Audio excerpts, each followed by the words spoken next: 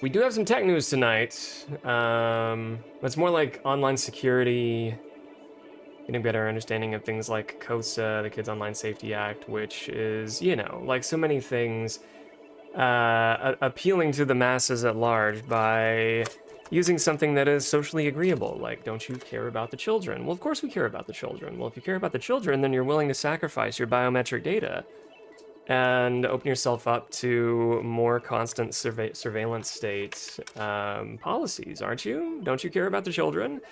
Well, wait a second. Now, if I'm in opposition to that, does that mean I don't care about the children? Why, yes. Why, yes, dear consumer. Yes, it does. That's how it's presented. But first, good news.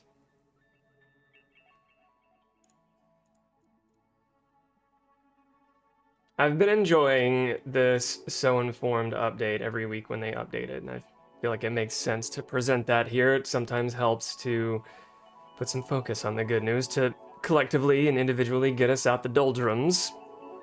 Stay in the doldrums too long, we get stinky. We get real stinky.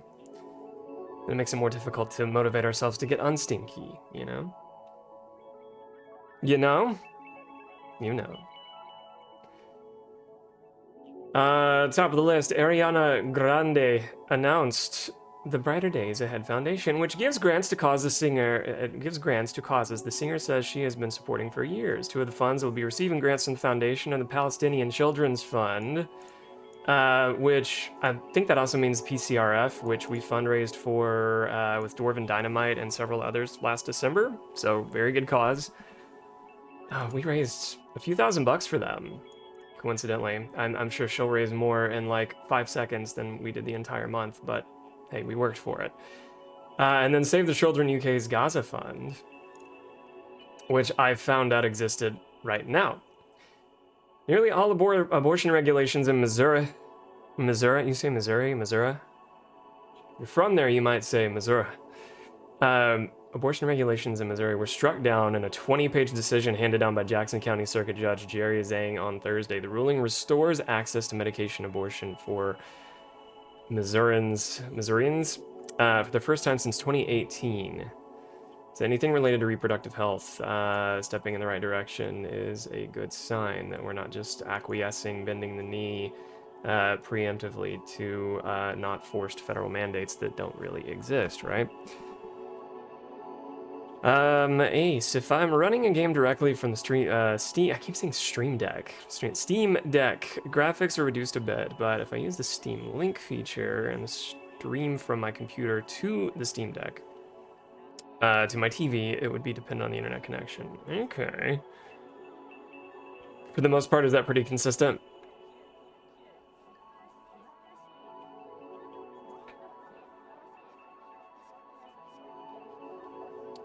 But yes, anything stepping in the right direction for reproductive health is a collective boon to our mental well-being.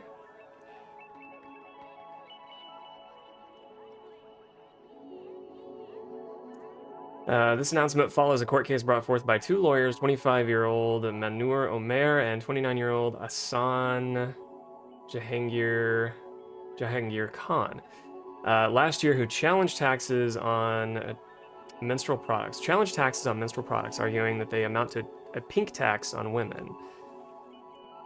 Colombia became the first country in Latin America to adopt legislation to prohibit and establish comprehensive measures to prevent and eradicate female genital mutilation, which is hard to believe still exists anywhere, but it does. The passage of this legislation comes after years of advocacy by indigenous women, particularly from the Imbera people, who have demanded that the government recognize FGM as a human rights violation, and it is, torture, trauma-inducing, and more, and eradicate it. The Hungarian Animal Protection Food Bank, which is the only initiative of its kind in Europe, launched the... I'll take this slowly. České Ferharvar.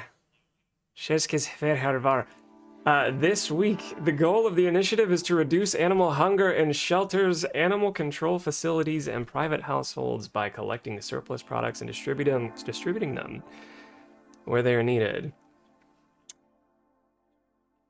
In the location of which this is rolling out,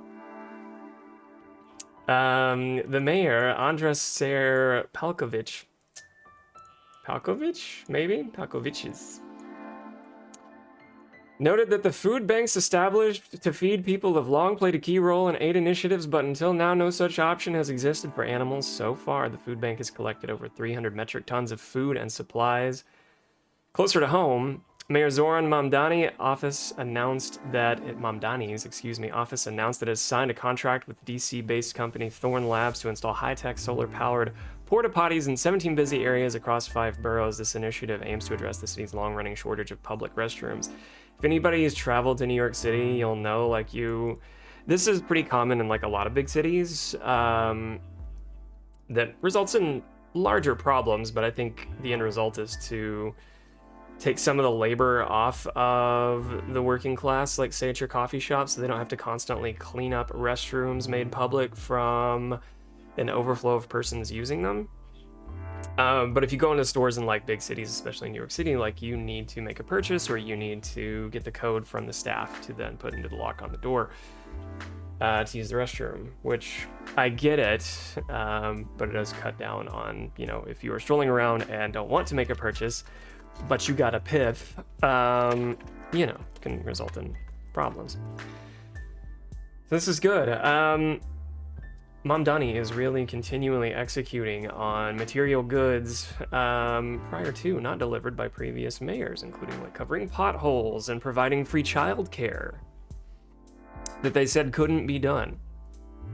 Holding landlords accountable was one of his first big initiatives.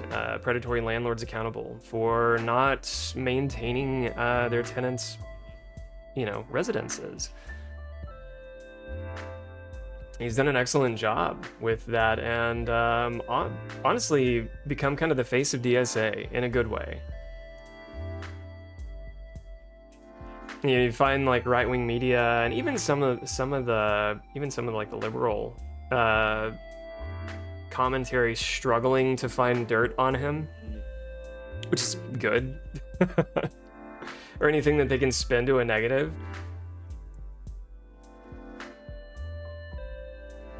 Can you believe this guy doesn't hate as much as we do? What a piece of shit. Which, I mean, that's how it comes across in a lot of cases. Bathrooms can be opened to the QR code text messenger mobile app, which will be equipped with free menstrual products. Also, W Mamdani.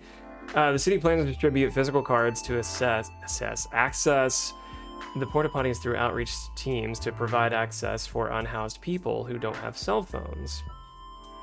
Also, nice accommodation to consider there. It's a start, right? I don't think anybody's too excited about, you know, yay porta johns, but quite literally better than nothing, step in the right direction. On Thursday, Oregon Governor Tina Kotek signed House Bill 4022 into law. The bill codifies the Oregon The bill codifies the Oregon Imagination Library Program, which provides a free book each month to children ages this many to this many. Do you remember when you were this many, where you would, like, tell people, like, hey, I'm this many, I'm this age on my hands, that will tell you. From ages 0 to 5 is an official state program. The program currently serves more than 75,000 Oregon children, representing approximately 36% of the state's children under age 5, who receive free monthly book deliveries through Dolly Parton's Imagination Library in every zip code in Oregon, as if I needed a reason to love that woman more. Families pay nothing to participate, with costs supported through a collaborative funding from local community partners, the Dollywood Foundation, and the state of Oregon. I remember chatting with Pyro not too long ago about our aspirations to get into the Pacific Northwest.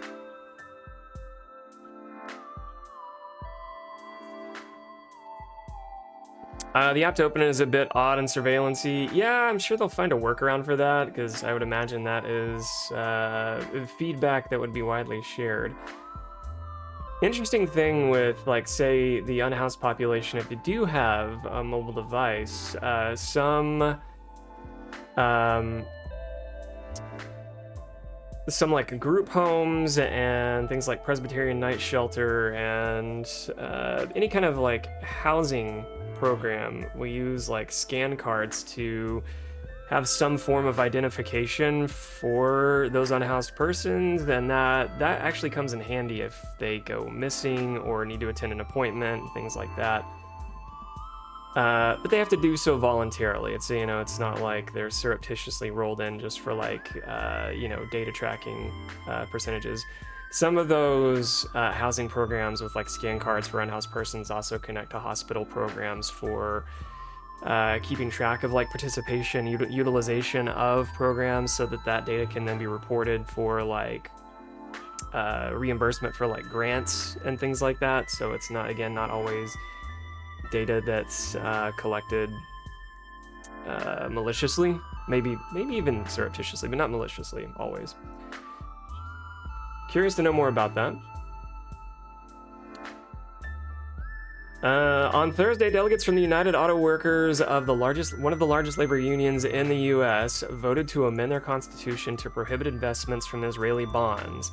This is actually huge, because the growing sentiment in our country is not in favor of kind of this unrealistically absurd alliance with Israel that we have, and their ongoing slaughter of innocent civilians in multiple countries now. So one of the largest labor unions in the U.S. openly saying we're no longer going to even unwittingly take investment from such a socially maligned group at this point. That's a very good thing, because it shows that there's a growing opposition and cultural awareness to the harm done largely by our tax dollars in a lot of ways. Tax dollars leveraged by false rhetoric and hackneyed rhetoric like, you know, does Israel have a right to exist? You know, things like that. X, welcome in.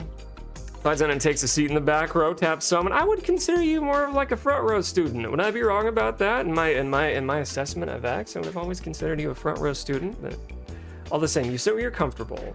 The desks are beanbag chairs, and you can move them whenever you need.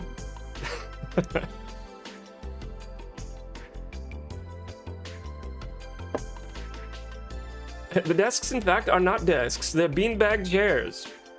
And if you fall asleep, that's okay. It's the end of the day.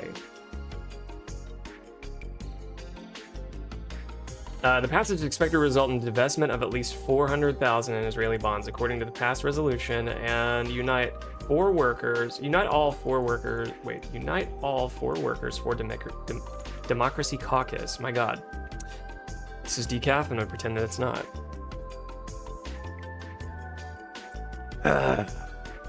That's nice. That's real nice.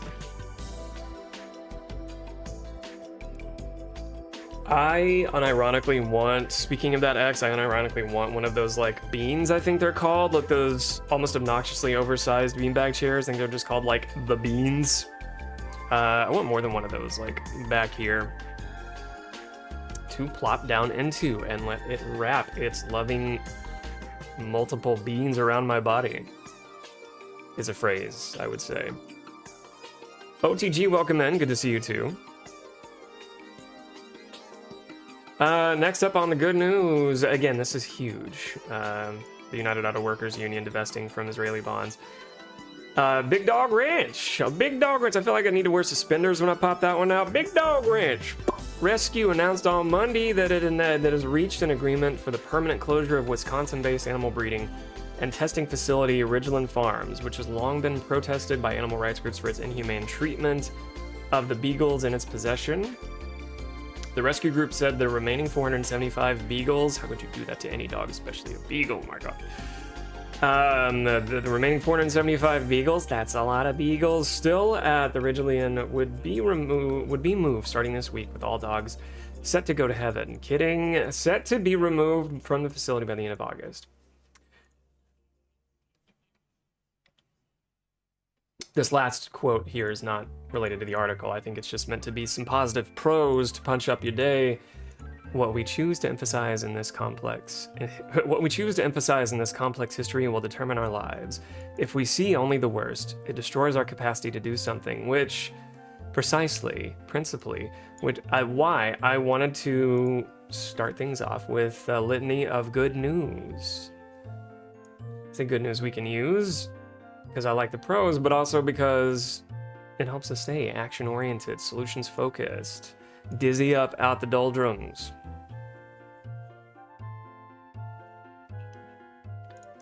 This is also a blog that you can subscribe to, one that I do. It's how I know about it. It hits my email, and we can always read it here together.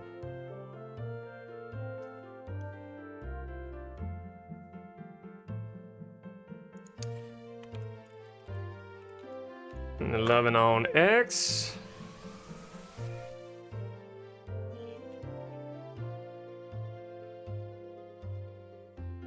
OTG, what are you looking forward to throughout the rest of the month? Are you attending any Pride events? I'd love to know if any of you all are attending Pride events. The one from my city in Fort Worth is coming up this weekend, in addition to our DSA chapter convention. Democratic Socialists of America chapter convention is coming up this weekend.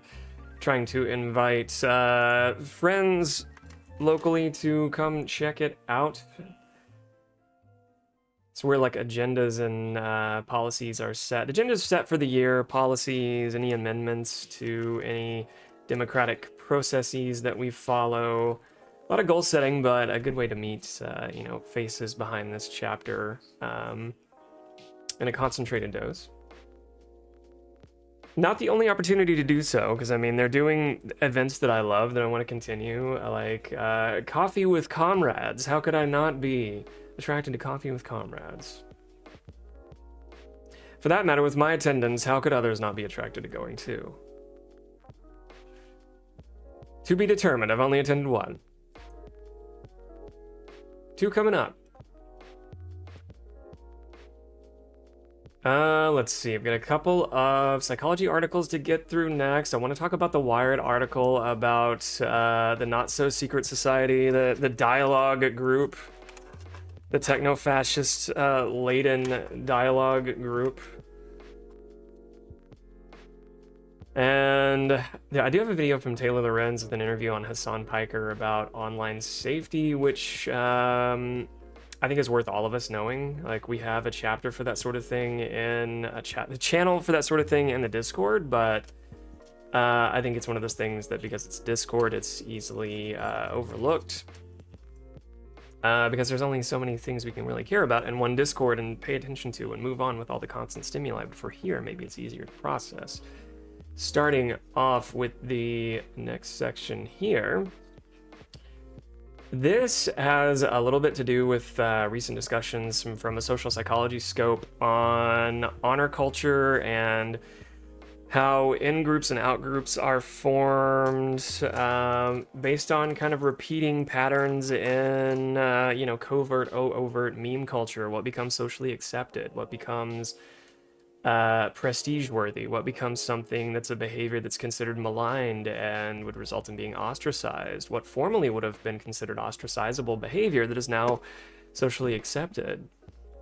What aspects of those behaviors are then wedded to things like gender binaries and cultural attitudes, and through cultural reinforcement, what behaviors are expected of those genders by way of those ideologies being perpetuated? And it even comes down to how we look at speech. We expect men to sound a little more bassy and a little more authoritative, and women to sound softer and lighter and less authoritative and gentle and motherly, right? But not always, right? Because those types of, if we ascribe that to a hyperbolic degree, it can become problematic in both directions, of over-expecting authority on one side and not expecting it in another, or a presumed lack of authority for one or the other, and that can also be, again, problematic. To it, how do we associate things like rate of speech with agreeableness, or what we'd perceive or rate as authentic or polite? That's what this gets into. New research published in Social Psychological and Personality Science provides evidence that the speed at which a person speaks is closely connected to how polite they are trying to be. It's funny looking at this and knowing, like, on occasion I speak more rapidly here than I do in most cases. Not out of excitement, but sometimes out of a part of me feels like I need to rush through content for, like, time. Like, gotta get back to the gaming, gotta get back to the stuff that's easily acceptable, you know? I know that's not always the case. The findings suggest that people tend to slow down their speech when they want to sound courteous, and they naturally perceive slower speech from others as more formal and polite. These insights offer a deeper understanding of how subtle vocal changes help navigate everyday social interactions. So we pay attention to things like body language, you know, posture, if somebody's gesturing too much. Say even in like assessments of behavior, right? If we're assessing for risk, we want to listen for like pressured speech and flights of ideas, and you know what might get documented as word salad if someone is speaking devoid of logic, if their ideations are not grounded in reality, if they have fixed perseveration steeped in like religiosity, hyper-religiosity, not goal-directed, tangential. And we listen for those things and we can make pretty accurate judgments as to what's going on internally if, you know, if there's too much of a flood of dopamine or serotonin, and may make recommendations for new medications to be started, current medications to be adjusted, or infections to be explored and resolved with antibiotics, because so many things can impact how one verbalizes. But then even outside of like a clinical approach, we make those decisions, we make those judgments as we listen to others based on their body language and their speech and their tone and their rate. We can determine if somebody's speaking hurriedly or excitedly and use that to perform in like theatric settings, or to educate, or decide what speech is rendered like annoying. But even what we decide is rendered annoying is kind of like culturally driven, isn't it? So like we can talk about, say, you might find like the Valley Girl type of vocal fry kind of annoying, whereas others just bypass that. They're not bothered by it. That's where I'm going with that is, do you agree with what you're hearing here? Do you take note of when someone's speaking a little bit more slowly? Do you take that as like intentional, deliberate, a gift to you to kind of make sure that they're heard, you're hearing them, vice versa? Do you pay attention to that? Are you mindful of that when you're communicating information to others?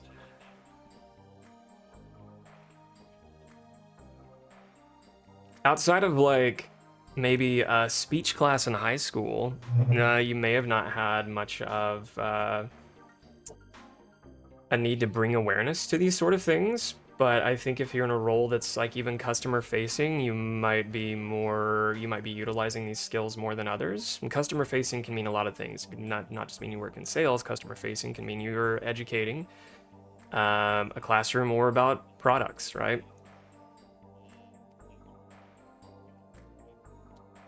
Like someone who normally talks fast, if they talk slow, it's sometimes like, uh-oh, are they mad?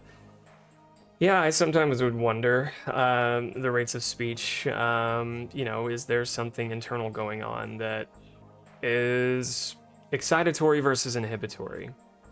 Not to reduce everything within us to excitatory or inhibitory, sometimes that is the case, but you know, if they're speaking at that rate, maybe I need to ask them to slow it down, you know?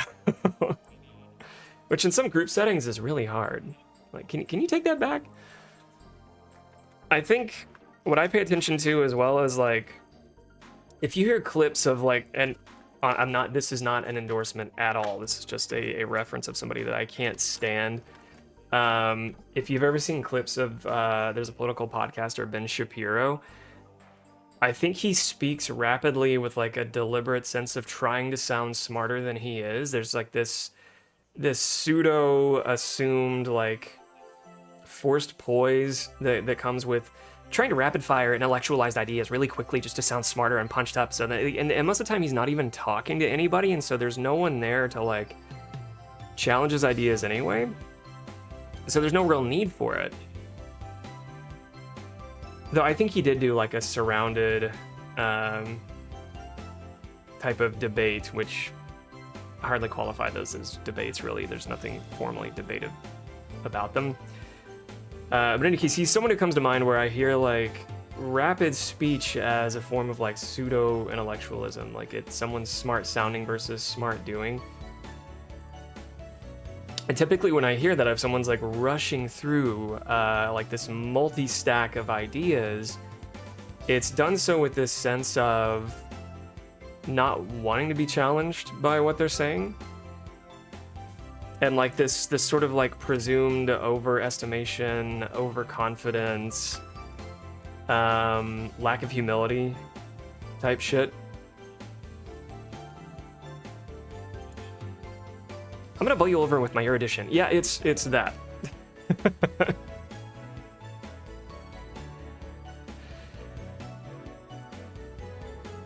Like something I'm self-aware of on my end is I say so often, like if I'm me thinking about hearing myself now, if I'm me in like high school or college speech class or any of my media communications classes or any of my journalism classes, if I'm listening to me now and how often I use filler word like I am not getting a passing grade based on what I was taught so many times, but from what I found is like most people aren't bothered by that filler, they relate to it. And generally when I am bringing awareness to this, because I listen to clips of myself when I'm done later to see what I can use for other posts, and I just did it there. I use a lot, but I'm usually processing when I do that. There's some deliberation occurring with what comes next. Extemporaneous as it may be here sometimes. Human interaction is filled with unspoken rules how to communicate appropriately. When deciding how to address someone, individuals don't just pick specific vocabulary words, they also change the physical delivery of those words, including their volume, pitch, and speed. These nonverbal aspects of communication provide a rich layer of information. And isn't it interesting that, like, culturally, if someone talks like this, or even gets into that Eeyore type prose, we assume like unintelligent. The same thing goes if somebody has a damn old accent. You just assume that they're not educated when they may be some of the smartest people you've ever heard. If you give them a chance, if you ask them, something related to their area of expertise and a domain that they have command over, you might be surprised where culturally prescribed attitudes may be misleading, right? And I would love examples if you've ever encountered that, where you had encountered somebody that you might have been taught by all definitions of stereotype would have been reduced to a dullard, but otherwise amazed you with what they had a command of knowledge of. I mention that because we do the same thing with cultural attitudes around filler words like and when they don't denote a lack of speaker intelligence or prowess or confidence.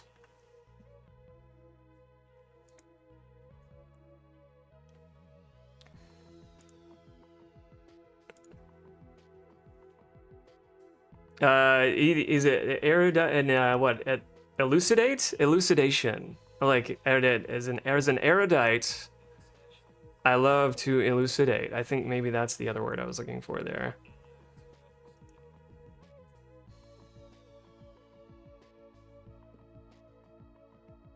MS Teams had a speech coach and add-on for a bit. Oh, Microsoft Teams had a speech coach add-on for a bit. It picked up on filler words, etc. It was actually kind of neat. That kind of feedback can be, I think, helpful if you're not wanting to hear it from like another person, because sometimes it can come across a little harsh. Doubly, especially when you're your own heaviest critic.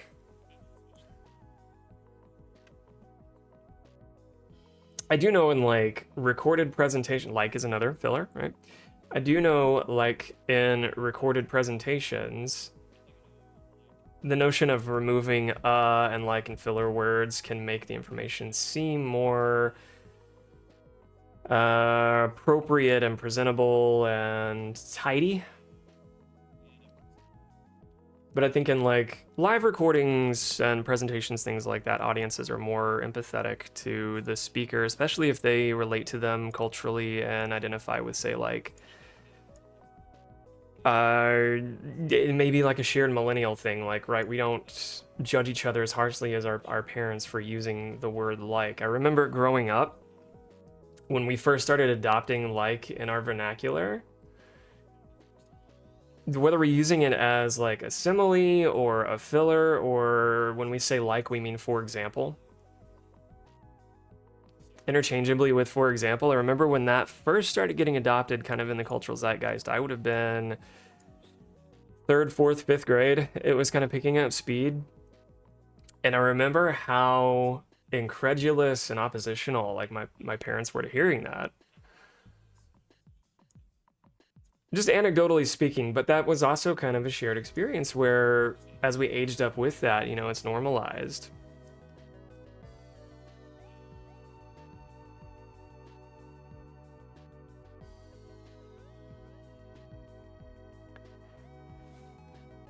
Well, good. I'm mentioning them to hyperfixate on.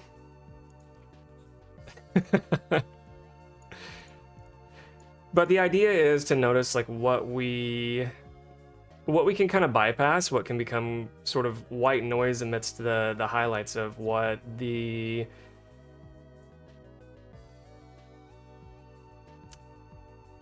key points are from, you know, whatever the communicator is trying to express.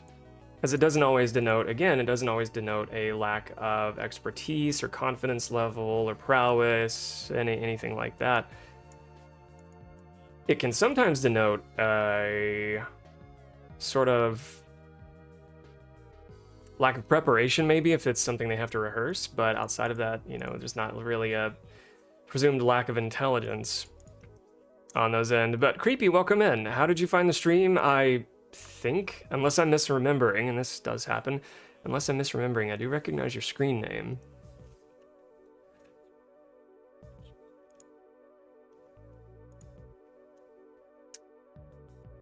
Prominent theory of human communication suggests that politeness is used to navigate 3 main social factors. These factors include the social status of the listener, the level of burden the message places on the listener, and the social distance between the speaker and the listener.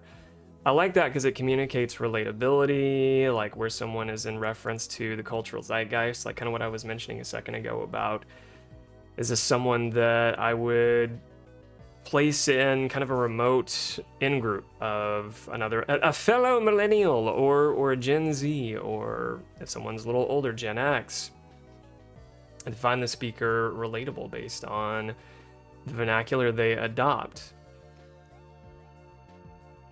You can tell when somebody's faking it too, right? When they sound just a little too rigid, a little too buttoned up, a little too self-censory.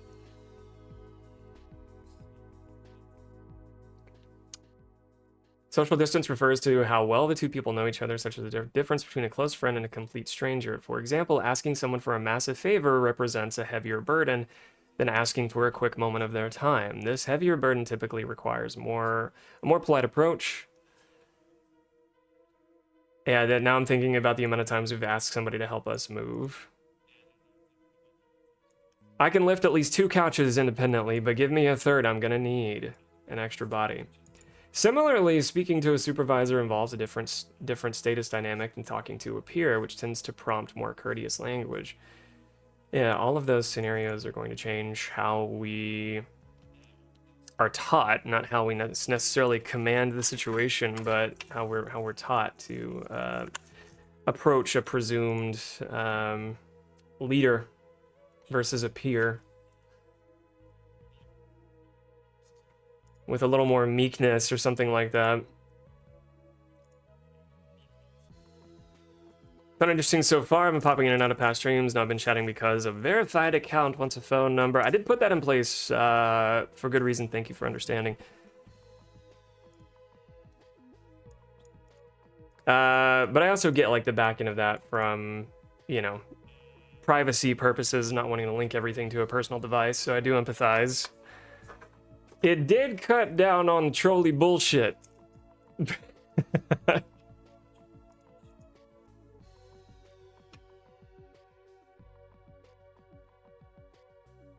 And for the Mad Routine, okay, awesome. Well, welcome in, fellow Mad Routiner. Fellow Dad Cuisiner.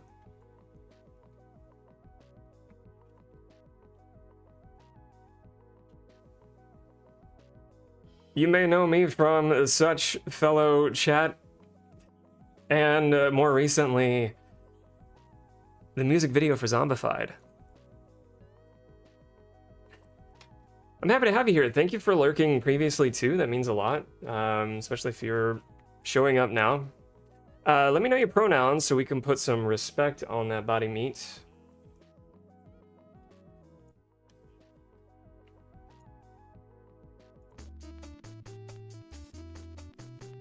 While past work has explored how pitch and volume relate to politeness, little was known about the specific role of speech and speed. And this is interesting because I imagine they're relating this to like the Western world, right? Like cultural adoptions of what we taught are politeness here, which sometimes can get ascribed to like meekness and like a performance of humility, a sign of honor culture that we were talking about before, how we show variations of respect to another when we're making requests and demands. But that's not going to be matched across the globe, is it? Like how respect is shown in, say, Japan when communicating versus here. What we're taught about eye contact is a big one, right?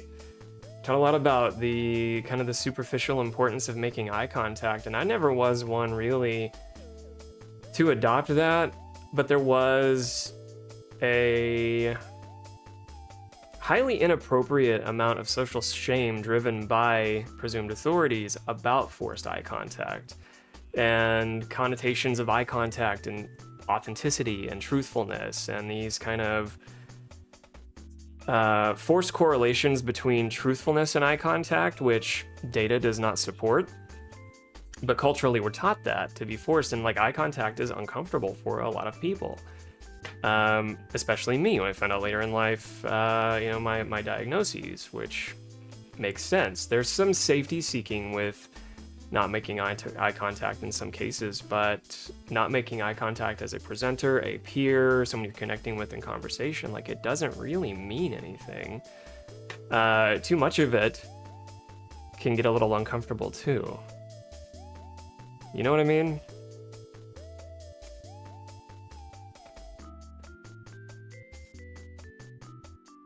I'm glad you liked it. Yeah, I think we say this every time. The running gag is every time they put out something new, it's their best music yet. But valid? Maybe. So what we've heard so far of what's to come is gonna rock a mother flippin' purple and pink socks off. But it's true. I think we have a consensus outside of bias and, you know, adoration. Speaking of mad, our daily dose of mad shout out. Listen to Mad Routine. Know the View isn't a band. And a new full-length record is on the way. While past work has explored how pitch and volume relate to politeness, little was known about the specific role of speed. Nira Lieberman, professor of School of Psychological Sciences at Tel Aviv University, and her colleagues suspected that, and like I read that and like immediately think like Israel boo, and her colleagues suspected that an inherent association exists between slowness and courtesy. Speaking slowly might signal an acknowledgement of another person's higher status by showing a willingness to invest more physical and mental effort into the conversation. I also wonder, based on previous conversations about honor culture, where we see a divide in that, and especially like the North and South United States. Because we see those kind of cultural attitudes and expressions and kind of themes of who we're extra polite towards. how that changes, right? Cultural adoption of, you always hold the door open for the ladies and you say, thank you, sir, and yes, ma'am. You say that, but even that is not always widely appreciated. Or needed. Elena Stefan and I have a long-standing project on politeness and its relationship to psychological distance. We think that people use politeness to signal and create social distance versus social proximity. Psychological distance describes how far away something feels from our immediate reality, and social distance is just one specific type of broader concept. We also know that social distance is inherently tied to other psychological distances: temporal distance, spatial distance, and hypothetically as well. Hypothetically? Make sure I'm reading that right. Hypotheticality. Hypotheticality. There's a mutation of the word that I've not surprisingly read yet. Hypotheticality. I'm a fan. Hypothetically. What if I remembered hypotheticality? As well as to abstractness. And we do fancy some abstractions. One of the key elements of being human. Temporal and spatial distance refer to how far away something is in time or physical location. Hypotheticality describes how real or imagined scenario feels. How real or imagined a scenario feels, while abstractness involves thinking about the big picture rather than concrete details. Recently, we found that slow versus fast maps on psychological distance and abstractness. We found slow versus fast maps on psychological distance and abstractness. This naturally led to the question of whether politeness would be related to slow versus fast. Do people use slower speech when they want to be more polite? Do they interrupt slower speech as being more polite and faster speech as being more rude? I don't know if I necessarily would conflate like hurriedness to being rude, but I can understand culturally why we would think that if someone's hurried by and, you know, scoff at the lack of acknowledgement or like individualized approach, right? Sometimes we personalize things, and this is another like unhealthy cultural adoption that it's like kind of part of Western mimetic culture. Sometimes we're, especially United States, being taught to like individualize and personalize something that wasn't meant to be taken personally. Like if someone does need to be rather curt or succinct, we might interpret being succinct as, oh, they don't think I'm worth elucidating with. To explore these questions, the researchers designed a series of 4 experiments. I guess what I'm speaking to is the nuance which makes conducting any research like this especially difficult, to see if people implicitly link slower speech with formal courtesy. In the first experiment, the research team recruited 102 Hebrew-speaking adults to listen to short audio clips. The spoken messages were entirely in Finnish. Because the participants did not understand Finnish, they had to rely entirely on the sound of the voices rather than the actual meaning of the words. Even then, this sounds like a heavy like correlation isn't causal type of lesson here. The scientists use a specialized software program to alter the speed of a single spoken message without changing its pitch. They created paired audio clips where one version was slightly slower than the original and the other was slightly faster. For instance, slow clips were played at 86 to 92% of their original speed, while fast clips were played at 112 to 122% of their original speed. Participants listened to the pair of clips and were asked to sort them. They had to drag and drop each audio clip into a box labeled either polite or formal, or a box labeled casual and informal. We'd like to keep it relatively casual, but mostly informal here. Scientists found that 75% of the time participants categorized the slower audio clips as polite and the faster audio clips as casual. This provides evidence that people associate a slower speaking pace with formal courtesy, even when they do not comprehend the language being spoken. The researchers then wanted to know if the intention to be polite actually changes how fast someone plans to speak. They recruited English-speaking participants through an online platform called Prolific for the next phase of the research. In the second experiment, 100 participants read a scenario where they had to approach a stranger and ask for a small favor. Half of the participants were told to imagine speaking politely and formally. The other half were instructed to imagine speaking in a casual and informal manner. The participants were given a written text containing this request and were asked to read it aloud. After doing so, they were asked a hypothetical question. The researchers asked whether they would speak faster or slower if they had to switch and say the exact same thing in the opposite style. The findings show that 80% of people intended to speak slower when aiming for politeness and faster when aiming for a causal tone. Now, was this a different group? I wonder if these were separate participants. The reason why that would be important is because if they participated in the separate task, they might have been sort of primed, which can corrupt the validity of the experiment.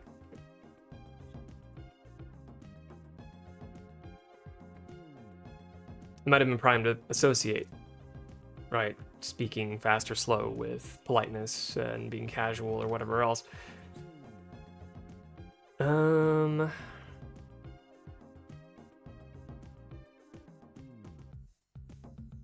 They did have the follow-up study. Okay.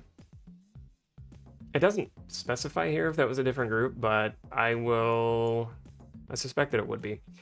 Half of the participants were told to imagine speaking politely and formally. The other half were instructed to imagine speaking in a... Okay, we read that part. A follow-up study with 94 different participants replicated this exact setup, but gave the people a third option. Participants could specify that they would not change their pace at all. Even with this third option, 63% of the responses still matched the researchers' hypothesis. The results show a robust link between intended courtesy and an intended slower speaking speed. However, these three studies only measured perceptions of self-reported intentions. The researchers were not initially confident that the experiments would yield significant results. We were not sure at all that people would use the pace of speech to decode politeness. We therefore started with relatively crude studies, thinking that if we do not get those results, we will abort the project. We gradually progressed towards more subtle procedures, including a study in which we asked people to say a fixed text more or less politely and measuring speed of speech. In the later study, we did not mention pace of speech nor made it an explicit dimension in any way. For the final experiment, the researchers recruited 73 Hebrew-speaking women to capture actual spoken behavior in real time. Scientists chose to include only women because previous research suggests men and women tend to have different natural speaking paces. But by focusing on one group, they hope to keep the baseline measurements as consistent as possible. Participants were given a specific script, asking a stranger to fill out an introductory questionnaire. They were randomly assigned to read the script either politely or casually into a voice recorder. Importantly, the written script was completely identical for both groups. Any differences in the recording time would be due entirely to the speed of their speech, rather than the addition of extra courteous words like please, or hesitation markers like The researchers measured the exact time elapsed between the first and last sound in each participant's audio file. The recordings from the polite group lasted an average of 29.66 seconds. The recordings from the casual group averaged 27.94. I wonder if they consider that. The statistically significant difference suggests that individuals naturally slow down their physical speech production when they are trying to be polite. I suppose that's not a wild difference, but it is noticeable. The effect appears to happen spontaneously, as the study instructions never explicitly mention anything about speech speed. We use subtle cues to regulate social distance, make people around us feel closer or more distant from us, experience us as feeling warm or cold to them. Pace of speech is one of those cues. People probably use it unconsciously, and yet this cue seems to be reliably decoded. There are a few potential limitations to keep in mind. In the first study, the researchers only tested a few natural speaking speeds. It is possible that if recording is slowed down too much, the listener might no longer perceive it as polite. Previous research in Japanese has suggested that politeness ratings increase as speech goes down up to a certain point, but then decrease if the speech becomes unnaturally slow. Which I wonder at what point they start to make other kind of cultural judgments. Like attitudes shift about like confidence levels, cognition, peer relatability, like all that changes. Maybe even how much help someone needs based on how slow they're speaking or fast. A major limitation is that we did not examine the effect across cultures. I am very curious to run some of these studies in a different culture. Expanding the research to include men and people from a wider variety of age groups and locations would help clarify the universality of the effect. I agree. All the same, it's interesting to consider when we want to be mindful but not overly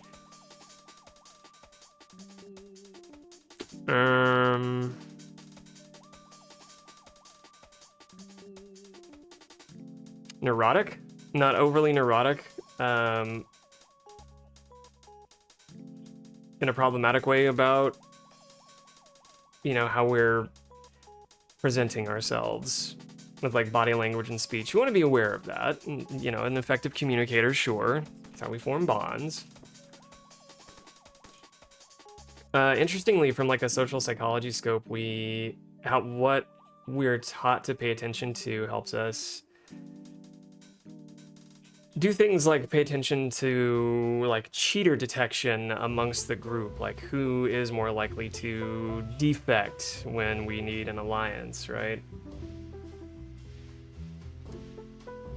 There's almost passive traits that we pick up on. Like we kind of know when in a lot of cases we know when somebody's being disingenuous. In rare cases, we don't. Like if we're dealing with somebody, like we talked about a few streams ago, that is kind of that dark triad personality, them embracing the three tenets of the dark triad personality: the Machiavellianism, the psychopathy, and the narcissism. Narcissists can become pretty convincing liars, and persuasive, and charismatic. And, you know, put to the test in a one-to-one scenario when you're with one that doesn't last very long, like their command of what they would claim certainty of tends to fade pretty quickly. It doesn't mean they don't surreptitiously, persuasively, again, charismatically, use those talents to climb to the top as quickly as possible, because they tend to be attracted to positions of power and where they can exploit that hierarchy with as little of the work as possible. But in most cases, we recognize our kind of evolutionary bullshit detector is pretty good. In most cases, we can catch that and shut it down fast. Unless they happen to be born, like, say, heir to an emerald mine, and rapidly do power plays to take over companies and claim ownership of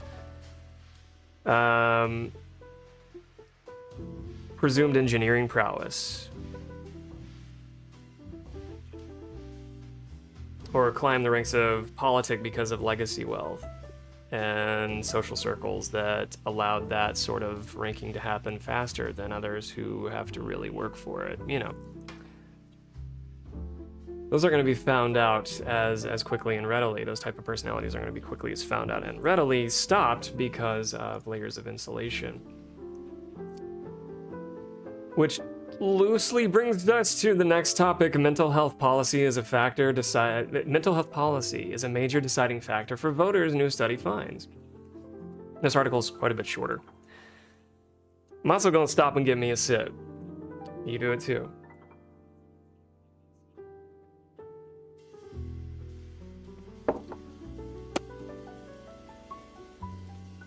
Part of the 2024 cooperative election study examined how important mental health policy is to voter choice relative to 9 other salient policy issues, including border security, abortion, and student loan forgiveness. The results suggested that mental health is of substantial importance, especially to liberals, higher income people, and those in relatively poor health. The paper was published in PLOS 1. Which is sort of like regarded kind of tantamount to, say, like Nature, sort of like credibility. Like, you want to be published in that if you can be. It's accolades, whatever. Mental health is an increasingly important policy issue in the United States because the incidence of mental health problems has grown in recent years. This was particularly the case during COVID-19 pandemic, which was kind of, in a fucked up way, was sort of a unifying event. I think I think it's fair to say there was as much class consciousness and unification as there was division. The division was usually driven by what you would expect, a lack of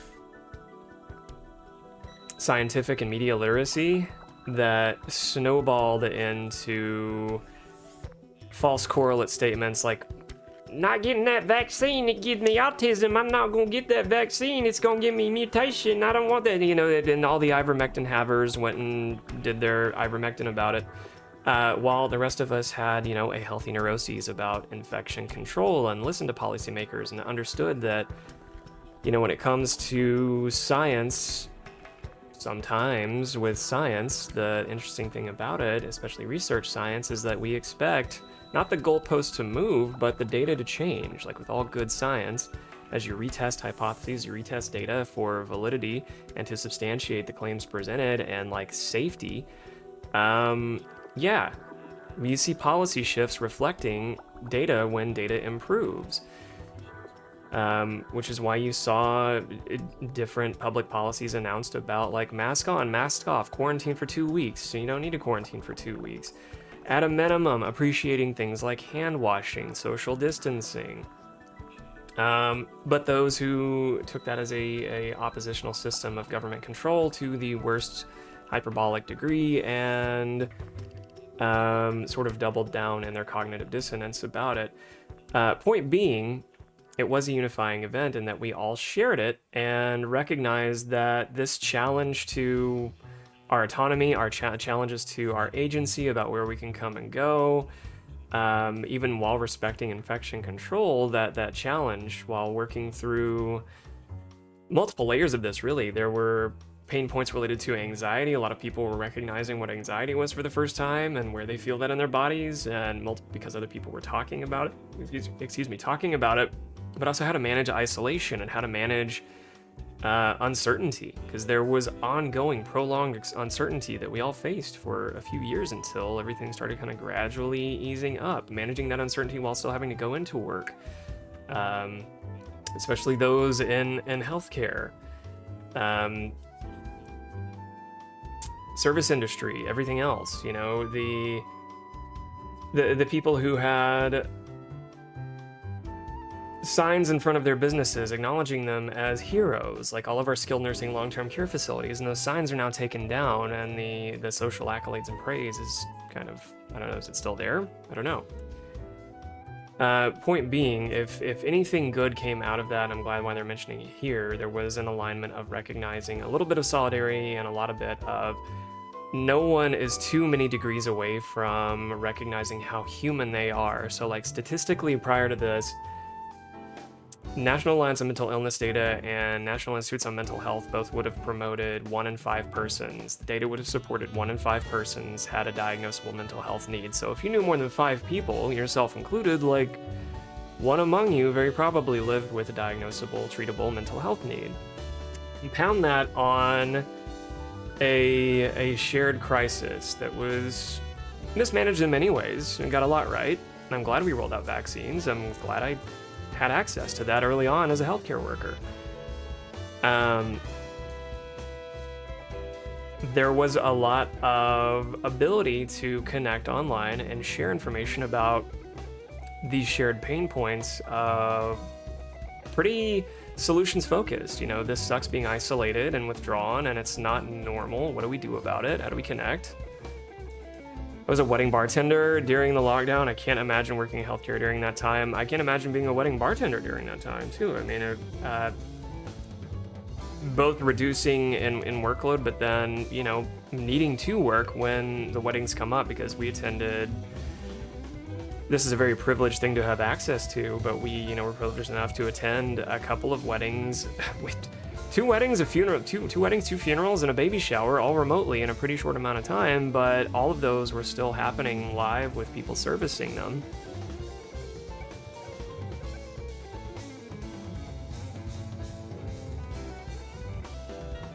And those windows into those worlds of who was still going into work, I think, also helped bring about some class consciousness, but to a broader point where divisions didn't occur.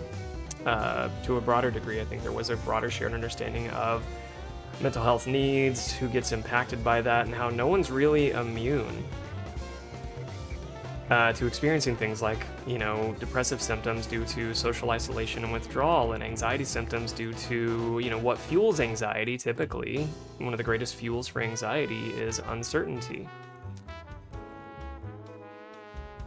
And one of the greatest remedies for managing that uncertainty is curiosity and moving forward with change and managing that discomfort. But learning from others how to navigate that and all those complexities is not easy. So where do we see mental health reflected in, like, say, campaign policy, social policy? Who's just mentioning it superficially to be a donor grab, right? Politicians say shit all the time for donor grabs. For example, like politicians now trying to censor somebody like Hasan Piker and leftist influencers. And he's not alone, it's not just leftist influencers or social, political commentators. But he's kind of the big ticket, like, martyr that they're trying to utilize. And I don't think any policy is necessarily going to pass in opposition to him because of what free speech would be lost if something like that went through. It's funded principally by bullshit. But just an example of, like, a donor grab, right? Politicians will say that they're against someone like him, probably because they're in AIPAC's back pocket, while also performatively, participating in the theater or the theatrics of it all for their donors to get a cash grab, right? And some of that happened there. We don't want to see that when it comes to someone disingenuously leveraging, mental health needs, because when we're talking about mental health needs in general, we have to acknowledge that so many elements of capitalism and exploitation and ongoing perpetuation of power differentials that fund capitalism, right? They require a working class to exploit for the 1% to exist, right? Those systems, ongoing perpetuation of, inherently create and exacerbate a lot of mental health needs that would otherwise not exist if they weren't allowed to have become so wildly, differential and exacerbated. I worked a wedding with a bride and groom both had COVID but didn't want to cancel their wedding. I ended up getting COVID. I was masked, and it just, you can do everything right and still get it. Oh yeah. There is, it's not the most widely adopted cognitive reframe, but it goes something to the tune of, you can plan for everything and still have a negative outcome.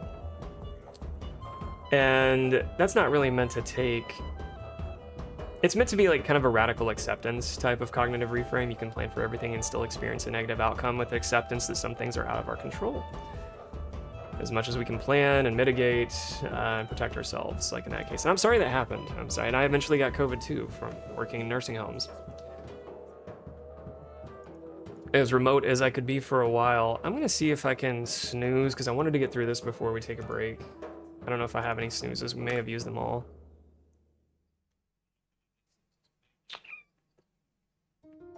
Okay, good. I'm gonna use a snooze or two here and get through this before we take a break.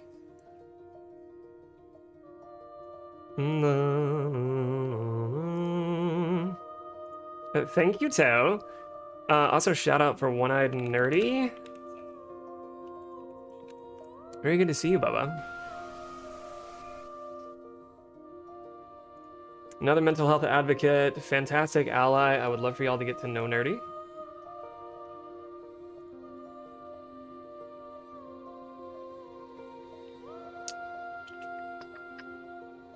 Nerdy, don't be shy with your stream schedule. Let him know when to come see you.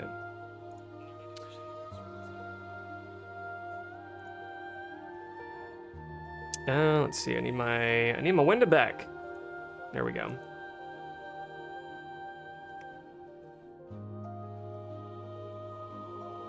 All right, so reference and deference to the COVID-19 pandemic, because it was an event that kind of aligned us in many ways. It polarized just as many, but it did align us in many ways. Access to mental health care remains uneven, and many people with mental health conditions do not receive treatment. The barriers include cost, inadequate... What was I saying about capitalism? Solution: a universal Medicare for all type product. Inadequate insurance coverage. Capitalism, for-profit, unregulated industries, profiting from people's pain. No one should be denied care, especially for, say, like a therapist who specializes in a treatment modality, because they're not on somebody's fucking insurance panel. Shortages of behavioral health professionals. It is, I don't know if anybody knows this, but it's not the most lucrative career.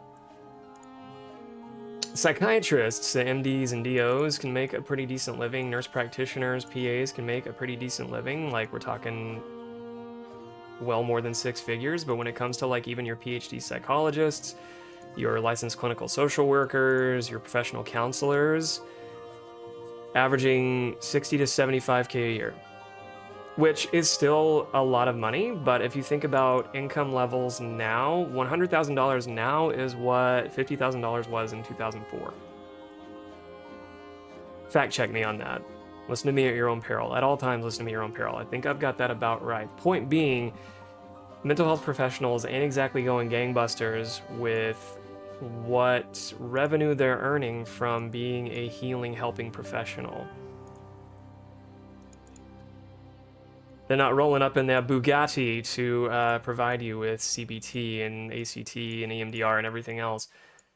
And if they are, I would think they were a fucking grifter.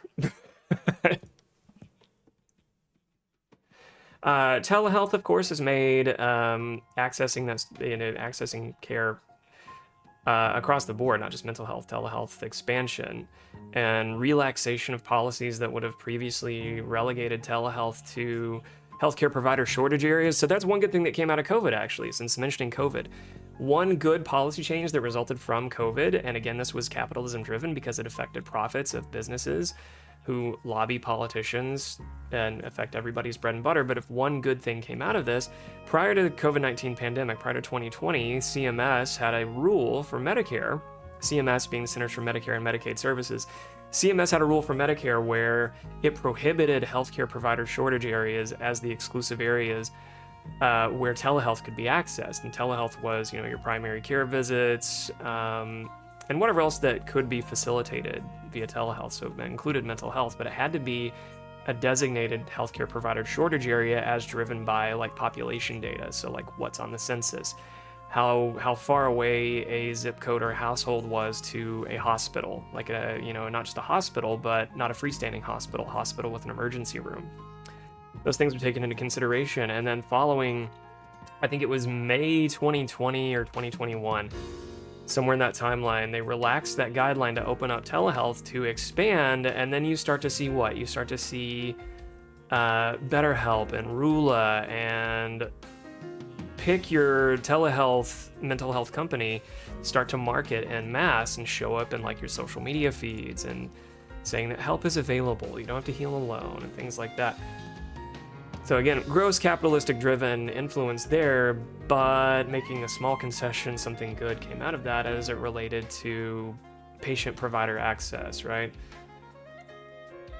Which is what it's saying here, like long wait times, unequal geographic distribution of services, which I was just speaking to as it related to telehealth. And even then, you know, the adoption for telehealth got people over the leeriness of this idea of, well, I've got to be in person, right? I have to. It's a requirement. The therapy only works in person, and that's not true. I mean, there's data to support that telehealth is as effective. It just comes down to personal preference and where and who you feel safe with. But it honestly, telehealth eliminates the cost of having, you know, the windshield time if you have to commute across town to wherever your provider is. Maintenance issues on the car, you know, wear and tear, not to just centralize everything around wear and tear on a vehicle. I think overall a good thing, and there were a couple of threats along the way of that same rule going back to where it was prior to 2020. But I think for now, you know, it's, you know, 2026 ongoing well into, and that rule has stayed in place. Like the same telehealth rule that eliminated the healthcare provider shortage area is I'm sure it comes up from time to time, but it's not a recurring problem, right? Because most of us, including myself, use telehealth pretty routinely. Survey evidence indicates broad agreement that the United States is facing a mental health crisis. Driven by what? Driven by what? These articles never really mention what it's driven by. The systematic focal points of the many-headed hydra that we collectively, solidarity babies, that we collectively wage opposition to every single day, while using the tools of our enemies to do it. For example, a 2022 Kaiser Family Foundation CNN poll found that 90% of Americans agree that there is a mental health crisis in the U.S. What they differentiate on is their agreement as to where it originates from, right? A 2024 Gallup poll, the music may be drowning me out, I'm going to turn that down. 2024 Gallup poll found that only 9% of Americans gave the American healthcare system an A or B grade for its performance on mental health, compared to 57% for D or F. Isn't that, coincidentally, isn't that interesting that the majority of us, and there are multiple surveys on this, sure, that agreed that our healthcare system sucks. Think about the rhetoric that happened after Luigi Mangione assassinated the United Healthcare CEO. And what the rollout was for that. Like, there wasn't a collective swell of empathy for the chief executive suite on the private insurance side of things. And I remember stories about C-suite insurance persons like changing their avatar on like their LinkedIn because they didn't want to become a target, while not using that as an opportunity to recognize, like, oh, we are grossly profiting from people's pain, and the proles are pissed. Yes, murdering that man was wrong. We can also understand the systems that precipitated the event and how it came to pass, because, yes, that was an act of violence. It also follows that is an act of violence every single time that a healthcare authorization or claim is denied that would benefit the livelihood of another person, like someone's long-term illness, chronic illness, whether or not they get adequate wound care, access to affordable medications, everything that comes down to these managed care policies and these private insurance companies that really should not ever have arisen to command the power they possess now. So again, it follows that every act of denial of coverage and their operation at all in our healthcare is in effect an act of violence en masse. Study author Jake Hesselwert investigated the demographic and political correlates of mental health issue importance. He used a research approach often used in marketing called conjoint survey methodology to examine the relative importance of a mental health coverage and access proposal based on a real one, the Better Healthcare for Americans Act of 2023. Compared to salient political issues. Conjoint survey methodology is an experimental survey approach in which respondents choose between hypothetical alternatives with randomly varied characteristics, allowing researchers to estimate how much each characteristic influences their preferences or decisions. It is commonly used in marketing and product development to identify how important specific features of a product are to users. The author of the study implemented a conjoint experiment on a national representative module of 1,000 respondents in the 2024 cooperative election study, conducted in 2024, run by the firm YouGov. The CES, formerly Cooperative Congressional Election Study, recruits samples of American adults using advanced sampling methodology and applies tailored statistical procedures to produce estimates of the views of U.S. population on examined issues. I don't know, if I read this like a fucking Sopranos character, would that punch things up a little bit? Hey, Tony, Hesselwert introduced an original question asking, do you support or oppose the following proposal? changing health insurance rules and reimbursement rates to improve access to mental health care for all, including low-income people, children, and the elderly. The format parallels a series of support-opposed items on the Common Content Questionnaire and cover a wide range of issues. Tone, you paying attention? That would get kind of exhausting. It's not fun. For this study, he incorporated responses to 9 of these items for a total of 10 policy issues, including mental health. The issues were border security, abortion access, regulating carbon dioxide emissions, affordable housing, repealing the Affordable Care Act, student debt forgiveness, infrastructure investment, and a billionaire tax, and banning TikTok. How interesting that these are all like easily digestible topics that often divide the aisle. There's one side of the aisle that wants the most like patriarchally restrictive. Well, if it just comes to like reproductive care, right? It's very much limiting the definitions of what reproductive healthcare is,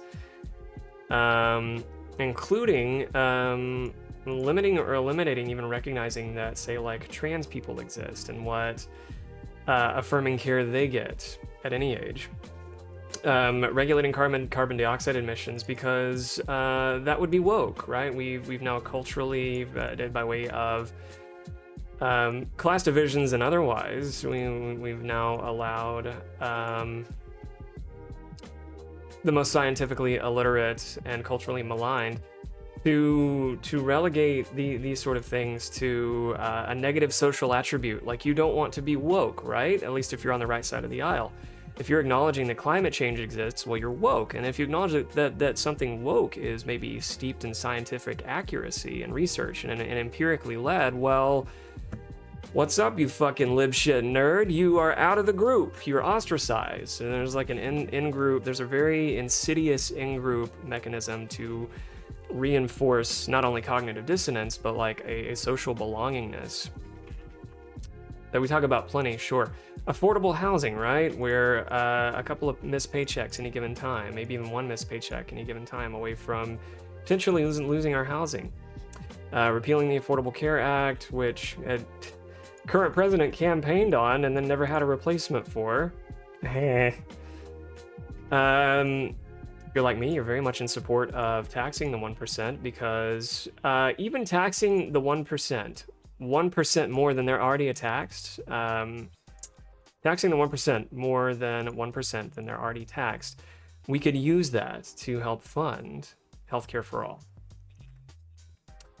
In the conjoint experiment, respondents were presented with pairs of hypothetical political candidates and were asked to choose between them. The only information provided about the candidates was their randomly assigned positions, support or oppose on 2 of the 10 policy proposals. By tracking which candidate, the respondents chose based on their own policy preferences. Hazel could determine which issues carried the most weight in the voting booth. Results indicated an estimated 91% overall support for the mental health proposal.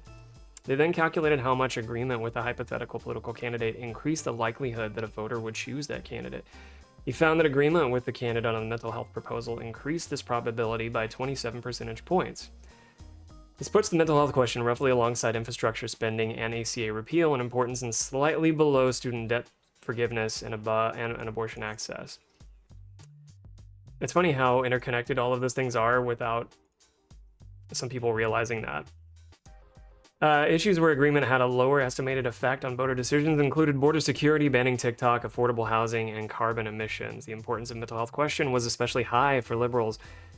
I don't identify as a liberal. I'm a democratic socialist, but even then, it's nice that the left is aligned with like pro-social issues, and we want to invite them to steer that further, because the problem with liberals is that they're going to continue to perpetuate things like Affordable Care Acts and managed care authorities and for-profit healthcare authorities that we don't want to see continued to proliferate. We have ads, so I'm gonna hold that thought and we'll take a little bit of a body meat break. Scan your body meats from your toes to your tingles. Identify what sensory needs you have to meet if I can continue to be a part of those. Thank you. I will see you in 3 minutes.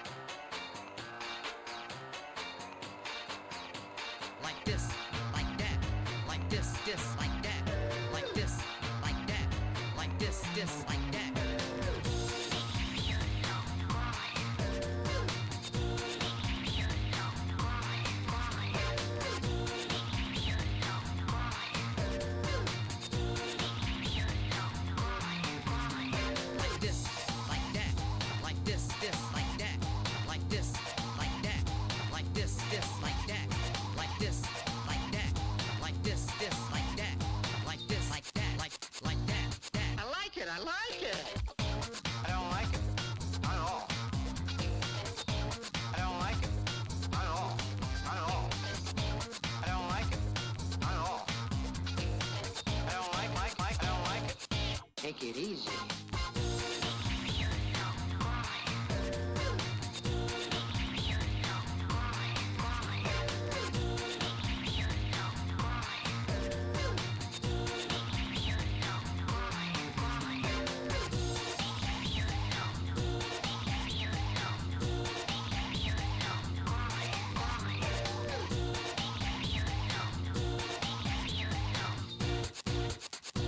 Just feels good. Just feels good. Just feels good. Just feels good. Just feels good.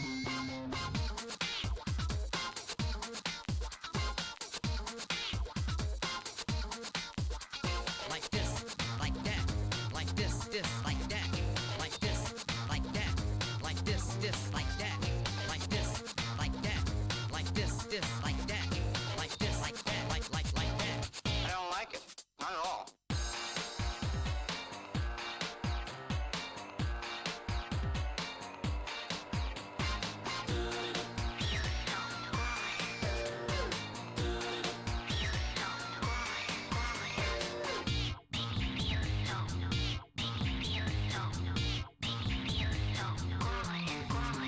Like this, like that, like this, like that, like this, like that, like this, like that, like this, like that, like this, like that, like that, like this, like this, like that, like that, that. I like it, I like it.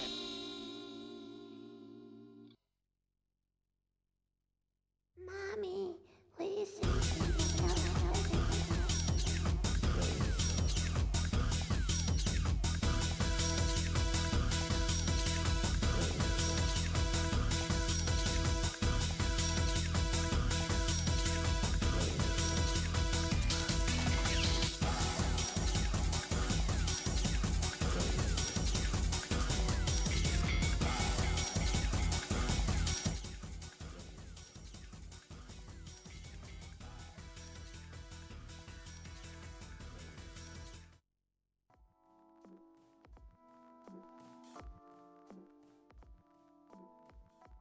We are back. Thank y'all for riding that wave. Arriving on the other side of change. And, as always, wake up, we're grandmas.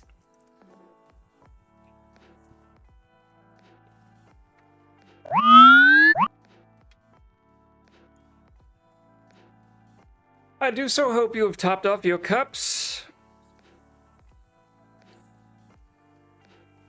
as I have mine.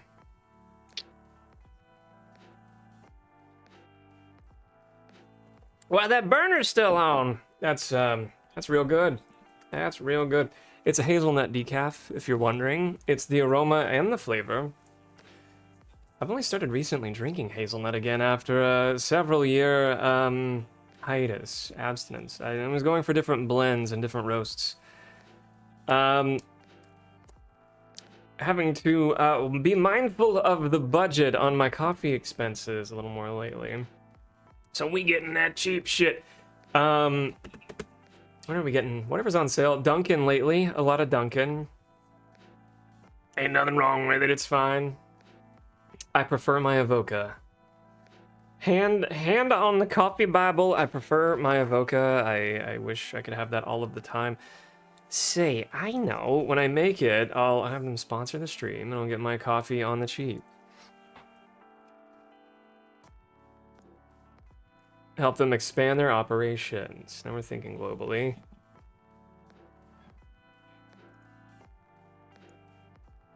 Gotta have something to leverage here. Nah, and I don't mind paying for whatever they're going to charge. It's fine. I just don't always have it. Thank you for the welcome back, X. What are you snacking on, if anything? Let's see. Prior to the break, we chatted some good news. Here's the link on that if we need it again. Good news we can use to help you dizzy up out the doldrums, and went through an article on kind of a social psychology article, wasn't it? On, at least in the United States and the quote-unquote Western world, measurements we use to determine politeness as we kind of evaluate someone's rate of speech. But there's other factors included in those social judgments we make too, like if one's affect is congruent with what they're saying and how hurried they are. Do we interpret that hurriedness as being curt or rude? Not always.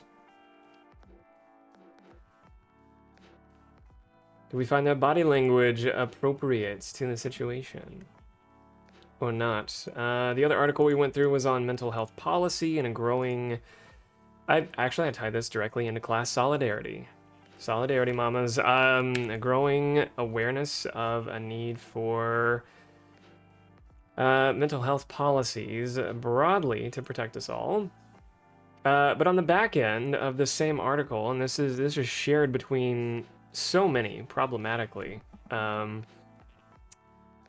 concurrent lack of awareness, or even, and maybe there's awareness on the authorship, and there's just not as much of an ask to acknowledge the systematic influence that capitalism has on our collective mental health, like making housing unaffordable, quality education inaccessible, healthcare, standards of wages for hours worked, things along those lines, which is why you see growing, rising organizing around like labor unions.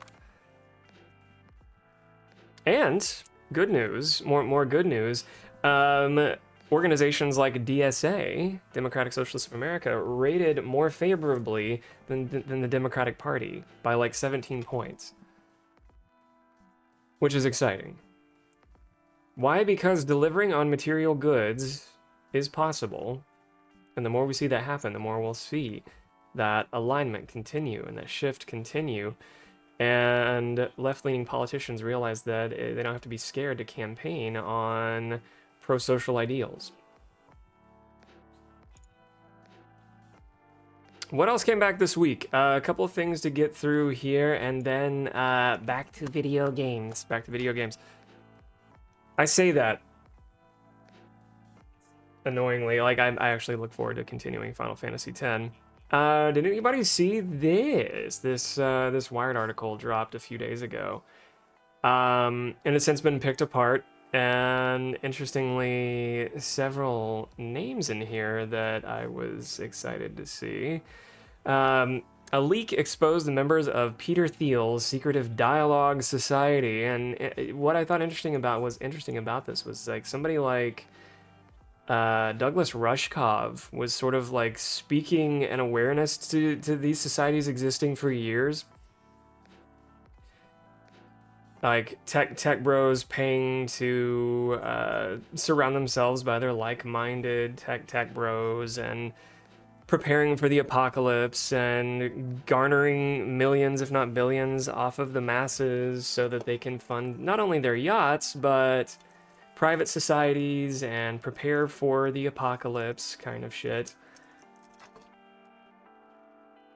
What ties the roster together? More than any title or office is a shared preoccupation with artificial intelligence, longevity, and the near future.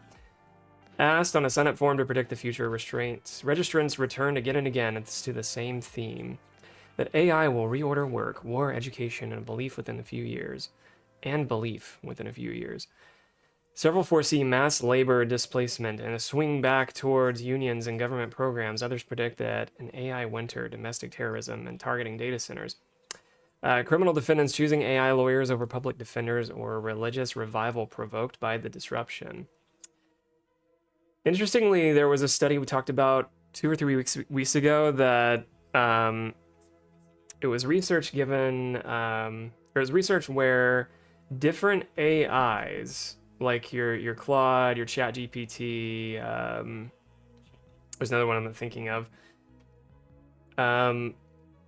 were allowed to run like these virtual societies, and like all of them resulted, maybe with the exception of Claude, like the 4 or 5 that were used, all of them resulted in, oh yeah, Grok was part of one of them too.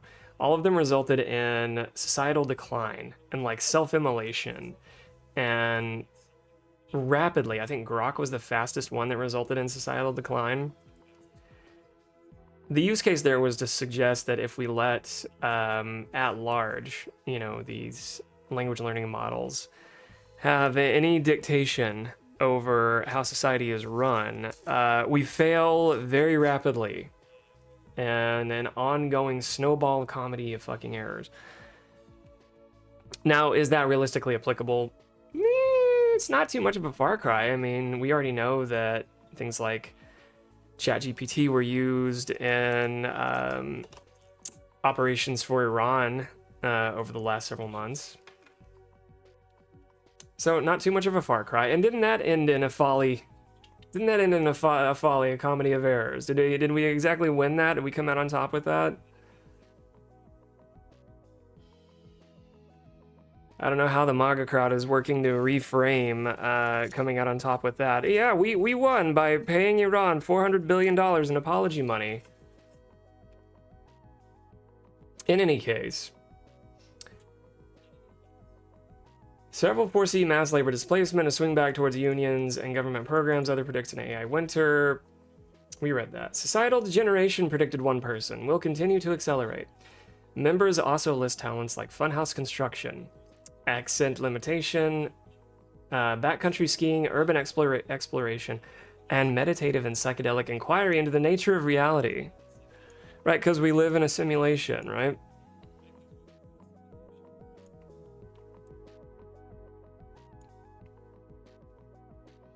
I mean, it's hard to, I can't, philosophically, existentially, I cannot disprove that we don't live in a simulation. I cannot disprove that we don't live in a simulation any more than I can disprove that any one of you are capable of flying. Like Superman.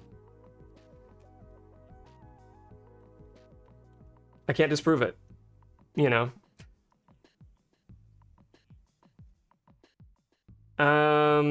did I leave off there? One offers compassion and existential dread, another dinner parties and keeping secrets and remembering birthdays. Their book recommendations skew towards the canonical and optimization-minded. Marcus Aurelius and Milan Kundera, alongside Annie Duke's Thinking in Bets, Peter Attia's Outlive, and from at least one attendee, Theil's own book, 0 to 1. Dialog also plays matchmaker for those who couldn't be successful on OkCupid, and why couldn't you be?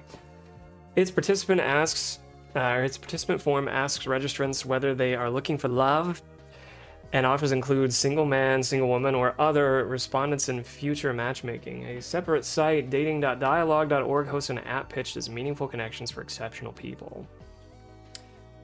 The forum also gathers sensitive answers, including each registrant's political leaning, which Dialog promises will not be shared in the app or with other participants ever. The data and the matchmaking responses were exposed in the leak. Oh, that's good writing. That's really good writing.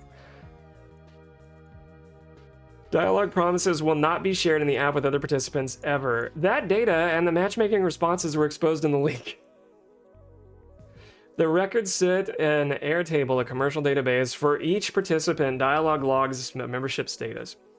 Every retreat the person has attended, a biography, a home city, and a private access token. Wired is not publishing the tokens, which function as login credentials or the personalized account links that contain them.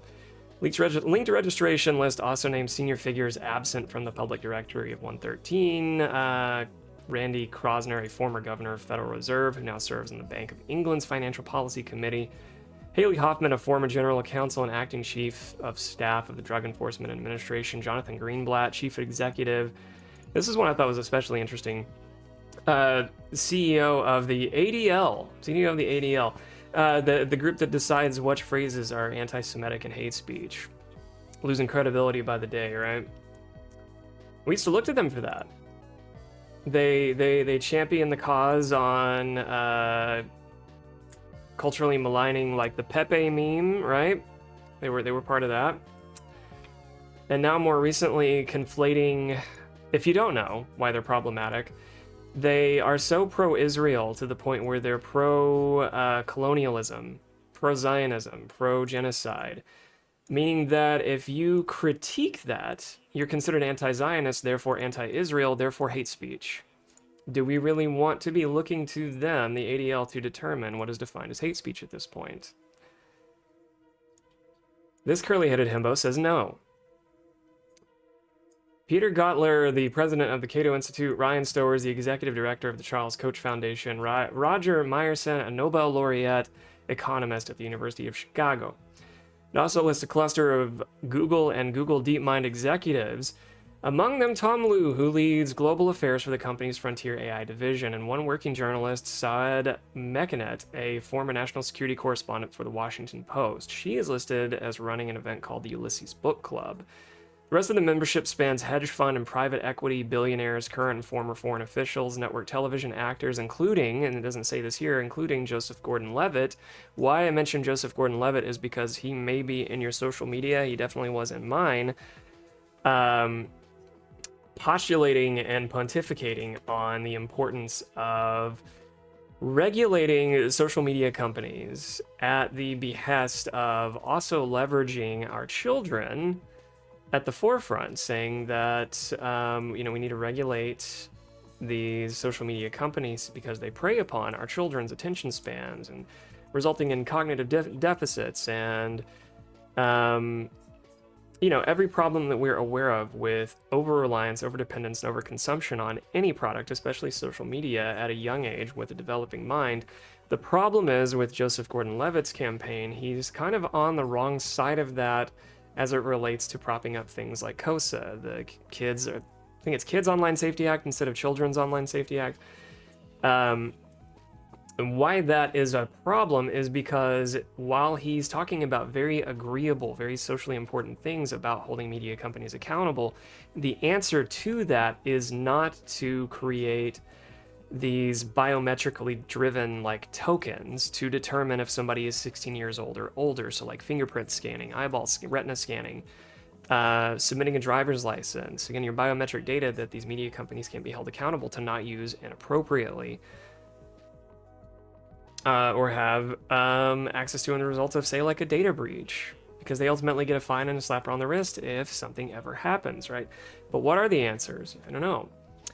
One of several internal documents Dialog left exposed on the same online databases that held its registration records is a guide for event moderators, urging them to remind participants that everything is off the record and that comments should be concise and non-obvious.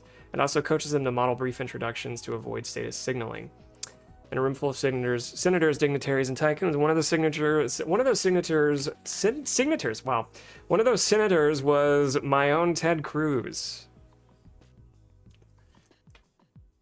The earnest pillar of morality, Ted Cruz, who also is one of the reasons why the city of Abilene in Texas was the first to receive an AI data center. A whirling, buzzing sound and otherwise polluting, climate polluting data center was because he championed all of the tax credits and cuts that would have allowed that operation to rise to scale. Thank you, ad blocker. I love you so much, and I've paid for you twice. Where was I? Oh yeah, here's the Wired article. A person, thank you, Polonius, a person who, a who's who of people intent on making the world the worst place for many as possible in order to enrich themselves. I think we saw this in the movie They Live. Yeah, and that's among the more interesting, like, repeated themes that we're paying attention to in, like, this class division when we talk about, like, the 1% or our current governing administration is the running gag I would have said like 2 or 3 years ago on stream is taking like speculative sci-fi and like dystopian fiction. So like your 1984, your Animal Farm, plenty of other like Arthur C. Clarke penned, Philip K. Dick penned books, also some of my favorite, but especially 1984, and not using it as a goddamn playbook for what's to come. It was meant to be cautionary tales and entertainment, but not a playbook of how to maintain cultural divisions and ruling the world, ruling class divisions rather. And yet we see that in real time. Here's the link to that article I meant to post a second ago.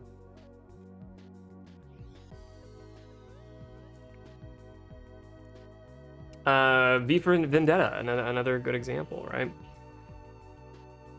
Where communications are asking the audience to,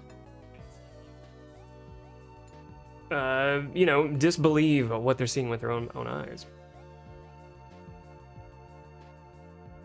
On the subject of why I mentioned Joseph Gordon-Levitt and the Kids Online Safety Act has everything to do with the video I want to watch next. I don't think we're going to get through the whole thing because I do still want to do a little retro in a tiny bit, but I think this is important too.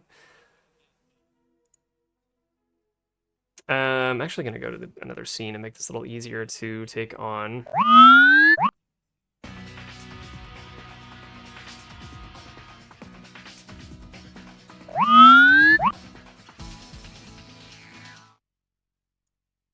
Pause that and capture caught down, that screen on. It's an interview with Hasan Piker by Taylor Lorenz. And I'll make sure I've got the captions on here. And what they talk about is culturally relevant, important, and beyond just topical, right? Peek into your home. We're all online persons to some extent. With your loved ones about how frustrated you are about a government's policies. I mean, it's terrifying. As threats to free speech escalate around the globe, Hasan Piker is constantly in the crosshairs. The leftist Twitch streamer has been targeted by multiple governments for his commentary. He was recently banned from entering the UK, a venue for a rally he was set to appear at in Denver mysteriously canceled, and multiple members of Congress are actively trying to get him deplatformed. So why doesn't more of the left care about protecting free speech online? Why aren't more big leftists speaking out against these draconian internet surveillance laws being passed in the name of child safety or cracking down on big tech as if that's what they do? Well, Hasan is here.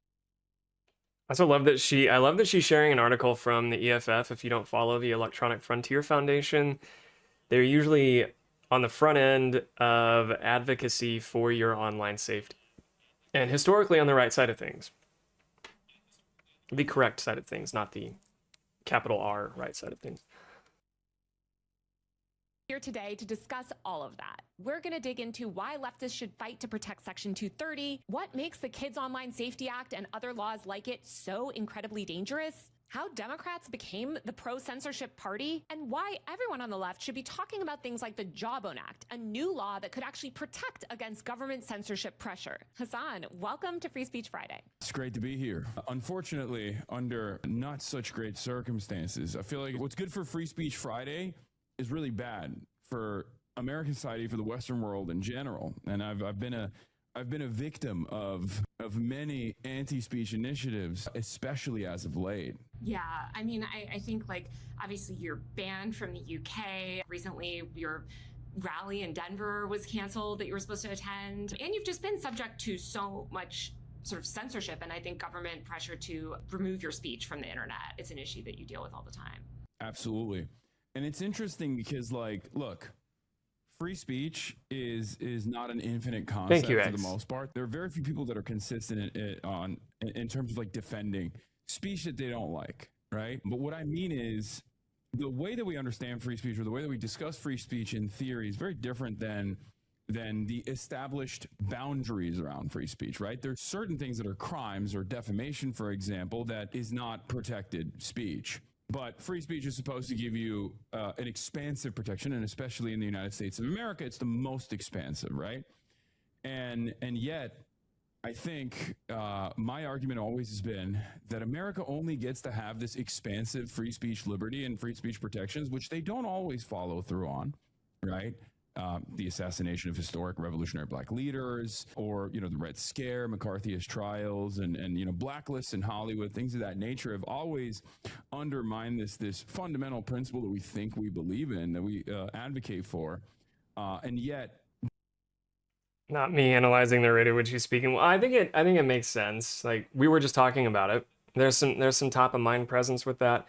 If you ever watch his streams, like, he's a little more animated, he's a little more punched up, but if he's or a little more buttoned down rather, if he's doing interviews like this, or if he's doing like a public speaking event, like he's a little more deliberate with his speech, and I think tactful, in a good way.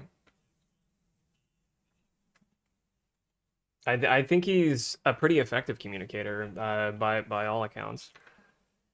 I'm not glazing him, and to use the parlance of our fucking times, plenty of criticisms I have for him, but they're usually far secondary and far removed from the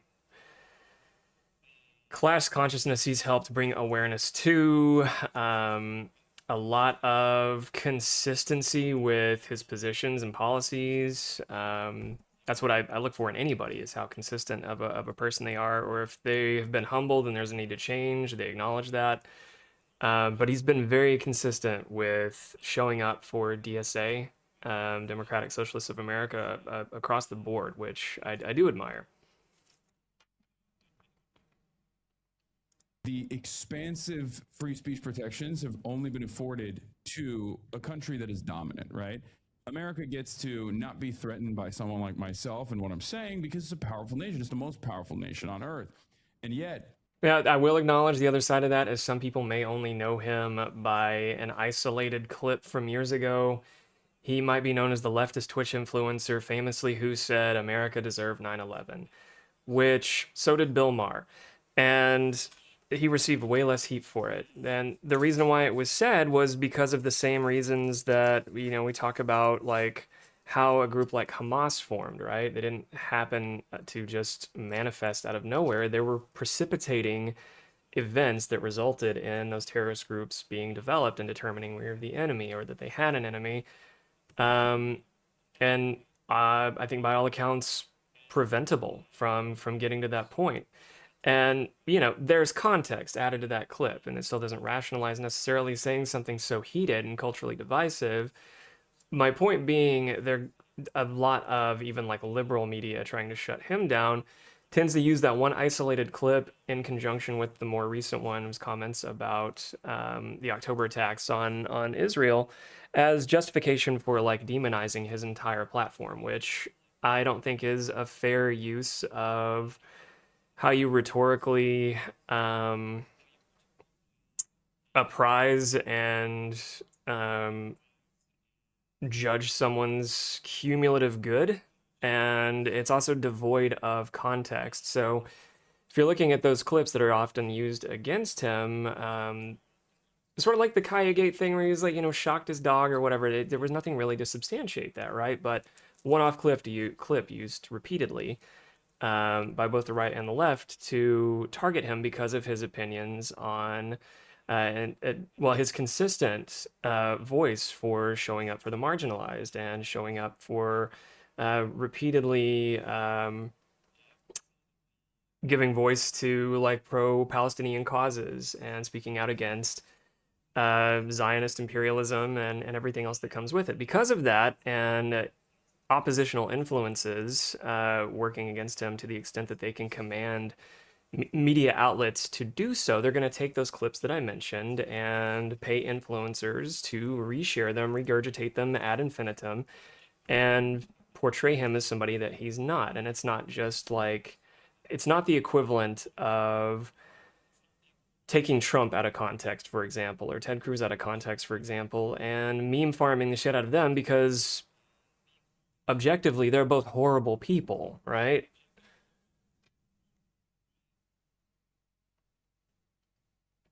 It's not really the same thing. But in any case, I'm just aware, like, I don't think I've ever watched Hasan here on stream. And the only reason I have him here on now is because of its relevance to how on the online spaces that we all share and the potential kind of thought police type of policies that are currently being discussed by our current administration that would negatively impact all of us and relegate us to not really being able to say what we want on these platforms, what we ideologically believe in, what we have our convictions in, which would it might ultimately relegate this platform back to just gaming, which would be fun but limiting in the scope of class solidarity that we can find here.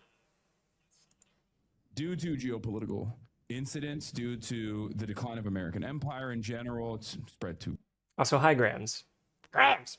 Vast. America no longer feels as unthreatenable around the globe. Its power around the globe and its hegemonic status is waning. And therefore, nowadays, they're taking a closer look at dissidents. And as someone who's Turkish, someone who grew up in Turkey, I watched a weak and an autocratic government consolidate power in the hands of the few, while simultaneously taking very aggressive stances against those who are political dissidents. I saw this, I experienced this in Turkey, you know, the prosecution of cartoonists and journalists. I mean, there's an entire prison dedicated to political dissidents in Turkey. There's numerous prisons now. I never thought that I would see something similar in the United States of America, but I think we're heading down that direction now. And this is unfortunately what weak countries do. And America is becoming a weak country. Yeah, I mean, I think it's interesting that you bring up Turkey, of course, as well, because Turkey passed a very draconian internet law restricting speech online. And all of these social media companies, of course, just went right along with it. And we see a lot of these social media companies constantly go along with speech restrictions, whether it's in India, Saudi Arabia, you know, all of these countries that have, you know, sort of intense restrictions around online content. Now we're seeing even in the UK, right, them attempting to pass this social media ban, which is effectively digital ID for everyone, where you're gonna have to scan your face or upload your documents to use the internet. And here we have KOSA as well, the Kids Online Safety Act, that is currently, you know, that Marsha Blackburn's attempting to sort of push through Congress. I'm curious how close you're following this, like, online speech restrictions, because I agree, there's been this offline crackdown on journalists, you know, marginalized people have. With reference to KOSA, that is something that at any time you can email, you can call your representatives and your senators and ask them to be prepared to oppose that. Perhaps they'll be in a position to listen. Just make sure that you understand that it is something that is, again, using children to leverage policy that harms us all. And so that makes it a little more difficult to effectively communicate why you would be opposed to that, because, again, it sounds like, oh, well, you're against, I mean, the name, right? The name alone, Kids Online Safety Act, communicates that their heart's in the right place. And why would they use that as a means to include backdoor policies that compromise all of our online safety and at large by endorsing the ongoing systems of surveillance that we see everywhere? And that includes like flock security and then backdoor data harvesting from just about every fucking app that we use. Point being, that is something that you can call and oppose now if you want to, or email now if you want to, make a public statement now if you want to. Always been more censored than the powerful, obviously, here. But we're just seeing this, like, I think, like, censorship also escalate across the internet, and we're seeing some really scary laws like the Kids Online Safety Act and the No Fakes Act and some of these other laws that are sort of meant to restrict speech. And yeah, I'm curious how quickly you're following these and how. Right, Grams, and how dare they use a Lord of the Rings reference to become so corrupted.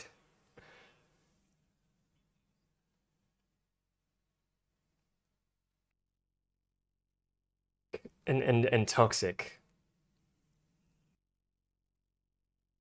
You know, concerned you are that they could be weaponized against you. I mean, it's terrifying. I think that taking away anonymity on the internet is a tremendous opportunity for the surveillance state to start prosecuting people. I do surmise it would find him rather pugilistic in reciprocity, yes. Or what you think is in private with your friends in a joking manner could be prosecutable. I don't think a lot of people understand Jack that Kirby too, reality. yeah. And it's and I don't think a lot of people are like ready for what that would look like. I mean, this is one step removed from being able to prosecute people's thoughts. It's as if the government would be able to peek into your home and listen into your conversations with your loved ones about how frustrated you are about a government's policies, a government's initiatives in a certain way. And then, boom, all of a sudden, you got the speech police knocking down your door. Now, this, in the past, this would have been an exaggeration. Like, people would say that's ridiculous, and yet we are inching closer to that reality. And it's not like the neo-feudal, techno-feudalist overlords are shy about revealing that is precisely what their perspective is. It's funny to consider that when I used to go out on like crisis assessments, some of the criteria I would look for to see if somebody were like, so the criteria we would look for if somebody needed to be hospitalized, of like if they needed an emergency detention to, if their mental health needs were so exacerbated, meaning that they could not function and have agency over their daily living activities, we would look at a few criteria, and the most common were if they had evidence to support that they were imminent, meaning going to happen if we didn't intervene, imminent risk of harm to self or others. So that can be like they've threatened to overdose on medication, walk out in traffic, or weren't aware that, say, like their psychotic symptoms, like their command hallucinations or whatever else, were resulting in damage to them. And the latter is something that would become kind of a more difficult picture to paint if we were talking about symptoms related to somebody, again, not having agency over themselves. And the verbiage would be low to no insight into their healthcare needs, or insight into symptoms, or poor to no insight into their symptoms. So they didn't recognize that they were mentally decompensated. And in this case, decompensated meant that they were so floridly, pervasively psychotic, or driven by false beliefs, persecutory delusions, whatever it might have been, that they didn't realize that they weren't bathing. They didn't realize that they're almost setting their house on fire by putting cigarette butts out everywhere. Which is an example of a case that I saw. They didn't realize that they appear unkempt by, like in a manic episode, feverishly putting on fingernail paint across their entire hand versus being more deliberate and delicate as to where the paint would be applied. And you pay attention to these things. The point being, like in those assessments, I would listen for, paranoid ideations or thought content if it was grounded in reality or steeped in delusions. And occasionally I would encounter somebody who believed that, say, like the government had implanted a speaker into their home and were listening to them, or that the TV was like projecting thoughts into their mind, that kind of stuff. Interviewed a client once who told me that the reason that he punched through his, I'm not going to use gender here, I don't want to give anything away. The reason they punched through their computer monitor was because their monitor told them to run for president, and they didn't really care for that. So irrational anger pursued an interest in bloodying their hand and punching through a glass monitor. This was like a CRT. Point being, we're also looking at a scope of how are these symptoms problematic for that person? How disruptive are they? Are they resulting in harm? Can we paint enough of a picture to justify disrupting their lives to help them get to a place of care and stabilization and other treatment and step down and yada yada? Because it's honestly the last thing I would have ever done was wanting to hospitalize somebody. I tried to avoid it as often as possible and pursue outpatient care. But why I mention any of that is because, like, if somebody were if I were doing that job now and somebody were volunteering, like, my devices are listening to me, you have to take a little more time to qualify that. Like, yeah, your TVs and most of your devices are collecting and harvesting data on you and surreptitiously sending that back to make an income off of for every choice that you make and command that you enter into, unless you have a means to, like, opt out of some of these things. All of everything I just said, I'm taking into consideration with part of what Hasan is saying here. He's speaking a little hyperbolically, but grounded in some truths. a lot of Western billionaires want to design this panopticon and want to create some semblance of a social credit system in the way that they claim China has, which is ironic because while China heavily surveils its population, certainly they don't even have a social credit system beyond a pilot program that they implemented in one prefecture, and then they never actually used it. Like they just tabled that system, and it was never as aggressive as the one that Americans presented it as. And it's really interesting that you have tech CEOs going to conferences and literally talking about how everyone is always going to be surveilled at all times, and that's going to make them much more polite. And what they talk about there, when they're talking about politeness, it's not actually. Is anybody familiar with the observer effect? As he's mentioning the observer, what he's referencing there for Larry Ellison's presumption that if somebody's being monitored, they're going to behave better. That's kind of like the nature of the observer effect. To some extent, that's true, but it's also it's also a fallacy. It's a cognitive fallacy. Do you always consistently behave better with the expectation of a social reward? Do you always consistently behave better with the expectation of a social reward if you're being observed by a peer, by a superior, whatever that is? Is that always the case? No, it's not. Like, I know plenty of people, including myself, who sometimes do their best work when no one is watching, or not recording themselves if they do something nice for like an unhoused person, that kind of thing. So there's that fallacy of taking like a superficial understanding of psychology and applying it broadly, which is why, at least one example, why we should not be trusting these people to make broad, sweeping condemnations or declarations, and using their technology, propping it up as a so-called public good. Actually about politeness at all. It's about the elimination, the eradication of dissent. They want to make sure that your most private thoughts are both monetized and also surveilled at every given moment. And they want to be able to engage in direct social conditioning. And I think that's a terrifying prospect. Obviously, that's still maybe a decade in the future. I think it's now. I'm just saying, like, knocking down your door and like arresting you, or like sending a drone swarm to your house because you're having a private conversation and your TV is spying on you.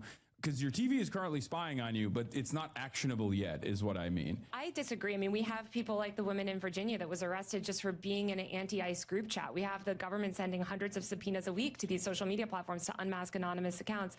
I mean, I think you're right that it's not as bad as the UK, where they're arresting over a dozen people a day for speech crimes, essentially. I forget when they bring it up, but they talk about China too. But it is, it is concerning. And I think what's scary to me is I've been because like the social credit thing that we heard about wasn't widely rolled out as much as we might have been Section 230, terrible consequence. But, it was really driven by the Heritage Foundation, by Morality and Media, aka NCOs, and it didn't have that much traction with liberals. It wasn't until liberals got on board and started framing it as this way to protect children or crack down on big tech that it really started to get motion. And even today, you see a lot of political candidates, Democrats, leading the charge on this stuff in Congress and running in races across the country. Now that you're a Democrat, sort of Democrats are listening to you, what is your message? Because every Democrat that I speak to in elected office is like, well, it's convenient. It's popular with parents. It's an easy political win, to trade away our rights. And obviously, everybody loves mass surveillance. I think it's terrifying, and they need to not allow this to happen. And I think that it's deeply unpopular with the youth, and it probably would be unpopular with the parents as well if they realize that this has nothing to do with protecting children and everything to do with surveilling them. And I think that in places like the UK, they kind of understand that now that it's like being initiated. Because how do you make sure that everyone is over the age of 16? Well, everyone has to put their ID and their facial scan on their phones, either via by way of Apple or directly put your identification on the internet through these third-party systems that will basically, I assume, operate like a face key. And those things are not protected at all. I mean, virtually every other year, there's another initiative where, hackers gain access to a trove of data, and our social security numbers. Yeah, our social security numbers are are out there for whoever that wants to, whoever wants to access it. And this makes us even more vulnerable beyond the obvious surveillance capabilities that are profound. I mean, de-anonymizing the internet is So, like when I was talking the COVID-19 pandemic from earlier, and how, yes, that resulted in a lot of cultural and class division. It was also a unifying event for more of us than not, as it related to like class consciousness and solidarity efforts and talking about mental health. To wit, them mentioning the Discord leak from not too distant past. Yeah, problematic, but it resulted in what? A lot of conversations about online security and where we find that, and then conversations that people may have been having for the first time about their biometric data and who they don't want to offer that up to, and why so many of us wrote in opposition to Discord at large, writing messages saying we don't want to endorse having to submit our driver's license to validate who we are. We don't trust you with that data. Why would we? And they sort of acquiesced and kicked the can, whatever you want to call it, to delay making any larger decisions on how they manage their platform until later. So I'm just mentioning that to say, like, take the good with the bad, but we can take a big event like that and learn from it, share socially, and direct more action and accountability to it and how we use these platforms. Teachable moments at large. TLDR, teachable moments for all involved, hopefully. Because what do they have to, what do they stand to lose? Their entire user base. And I don't know what Discord is worth at this point. Hundreds of millions of dollars. A temporary TikTok ban that so many, I forgot about that. Yeah, there was that cultural pivot, largely led by meme culture, shift over to Red Note, and I almost forgot Red Note even existed. But yeah, subsequent to that, like, we know now why the forced sale of TikTok happened, and it wasn't because it was owned by China. It was because it was used for a lot of leftist organizing, truth to power type shit. Like people,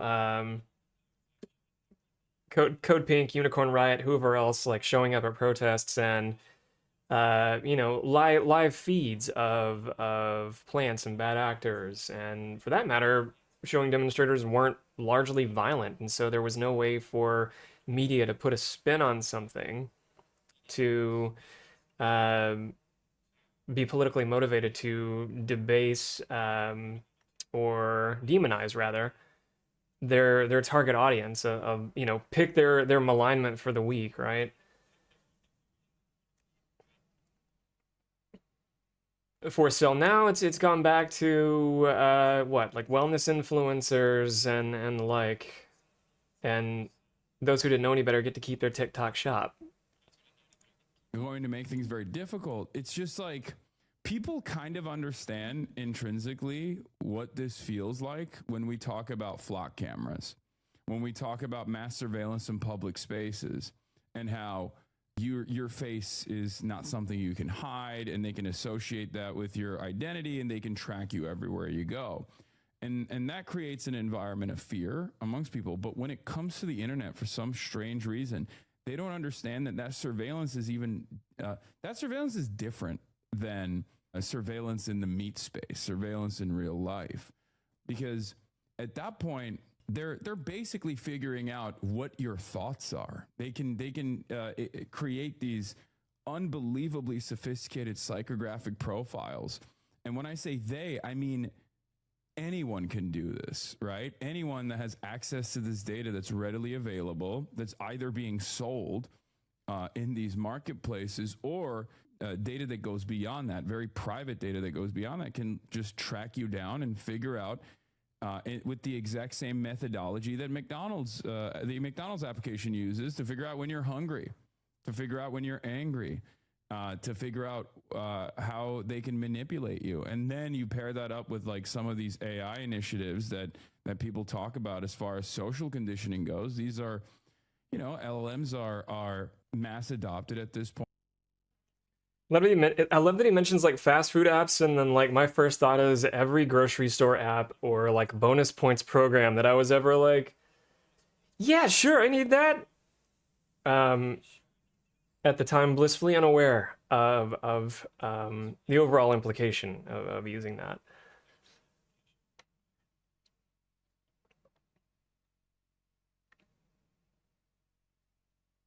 Point, especially for the next generation, they utilize it. There's obviously some great utility for artificial intelligence, but then there's also this terrifying prospect that these are chatbots that you feel a sense of closeness to because they're designed to create this feeling within you. They're designed to be agreeable. And then I hear, Jonathan Greenblatt and all these other high profile Zionists speaking at different conferences talking about how we just talked about him. That's the CEO of the ADL. Make sure that they upgrade their Hasbara initiatives to manipulate the way people think about Israel it's on screen. War crimes. I'm truly terrified about what that future looks like. If you're watching this video and you like my work, please support me on Patreon via the link below or by a paid subscription. Who was also added in the Dialog group. Usermag.co. That's usermag.co. I don't have any long-term brand partnerships, and a lot of my content is effectively demonetized. I've lost major brand deals for speaking out on certain issues and for challenging power. As you can imagine, advertisers are not exactly eager to work with somebody who, seeing as you mentioned Israel, but also just all of these different corporate interests and people trying to exert influence over the information that people can access through AI. And will they be able to get, as people sort of move into this new information age, will information be open and free, or will we just be getting propaganda through these new systems? And because the technology is so new, I think they've been able to get a lot of people on the left on board with terrifying policies by claiming that it's cracking down on big tech, as if mass surveillance ever cracks down on big tech. I mean, this is how we got FOSTA-SESTA. It was framed as cracking down on big tech. And a lot of leftists today will say, we have to repeal Section 230 to crack down on big tech. Can you debunk that idea? Because I think a lot of people are very misinformed. I mean, somehow they believe that mass surveillance will, hold big tech accountable. Yeah, I think any kind of initiative to give the government an opportunity for social conditioning, or more of an opportunity to demand what kind of speech is permissible, is going to lead down a very scary path. I mean, we're already seeing it. Look at the Ellison purchase of TikTok. I mean, that was deliberately done. They very openly talked about the forced sale away from China into American owners. You want a propaganda at a better country? There's a few. Austria's done a pretty good job at resolving their housing crisis. You wanna look to them. We can take inspiration from them. Get a propaganda. And what basically pushed that conversation over the hill was Israel. Right? They're very open about it. Mitt Romney would go on these panels and straight up say it out loud. Like, teenagers are going on TikTok and they're developing an attitude that we don't like about Israel's war crimes, so we should exchange ownership over this algorithm and give it to someone who... I'll have you know, B, I've been putting on my Get Pretty since well before he decided to suit up. Also, hi.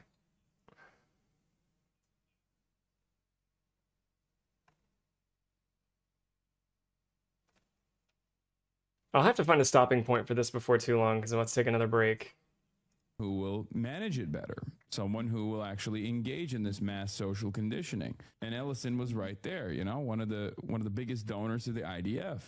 And we're seeing that already. It's not like a secret at all. So I am very fearful that the government will then turn around and demand further censorship over platforms on what kind of speech they find to be inappropriate, or dare I say illegal. I mean, look, I'm victim of a dual bipartisan messaging bill, a condemnation bill, where they pair me next to Candace Owens, right? And Candace Owens is actually an anti-Semite. Now, should that be bannable speech? That's a totally separate conversation. Should the government have any say over what is bannable speech or not? I don't think so, right? But the reason why they put me on that bill and pair me up with someone who's actually anti-Semitic is to drive home this argument that I am a scary, anti-Semitic, radical terrorist, a speech terrorist, if you will, who must be deplatformed. Because if that messaging bill, which is probably not going to pass, at least according to the congresspersons I've talked to, they're like, this is ridiculous. It's just a donor play for the most part. But if that were to somehow pass, right, that creates tremendous pressure on these tech companies to ban me, to deplatform me because of my anti-Israel advocacy. That's probably a good place to stop it there. I'll link the video so you can watch the full interview on your own time. But that's principally what I wanted to get at was a mention of the Kids Online Safety Act and then leveraging children and kind of the low-hanging fruit, rhetorically speaking, of what's easily agreeable to the public at large, while policies would be used to shoehorn in some deeply problematic surveillance state type shit that we don't want to acquiesce to. So we empower ourselves through peer support and knowledge exchange so that we're equipped to be oppositional to more of that surveillance state that we've already seen kind of become ubiquitous around us. As it relates to this drip,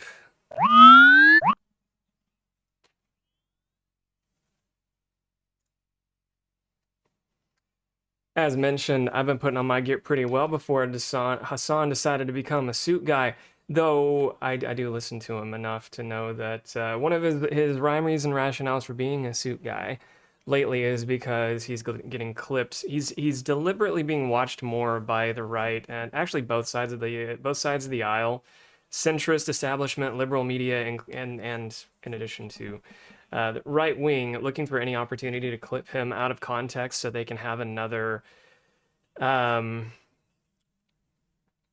boilerplate moment that they can utilize because he hasn't said anything too exciting like America deserved 9/11 when Bill Maher said the exact same thing, and we talked about that earlier. Sans context, right? Sans mentioning the government interference and historical precedents and every other precipitous event that results in terrorist cells forming, right? Who gets nominated as a terrorist, who doesn't, that kind of thing. So bigger conversations to have around that. Back in my day, we used to develop questionable friendships and relationships with grown-ass adults anytime we wanted.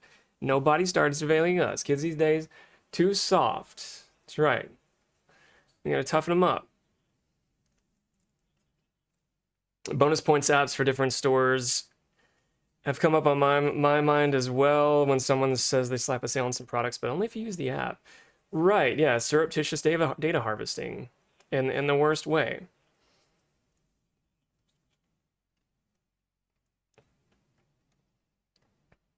They don't need to know how often I'm buying Hungry Men's frozen television dinners.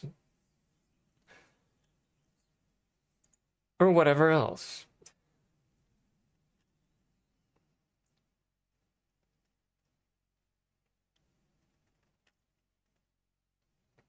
Where was I going with the other point, though? Oh yeah, Hasan became a suit guy because he's being clipped out of context, or he's being watched to be clipped out of context more, and with one side of the aisle trying to push policy that would have, if it did pass, outside of like marginal popularity, if it did pass, would result in sweeping problematic free speech issues for online platforms across the board that would impact all of us, which is why I wanted to talk about it here today.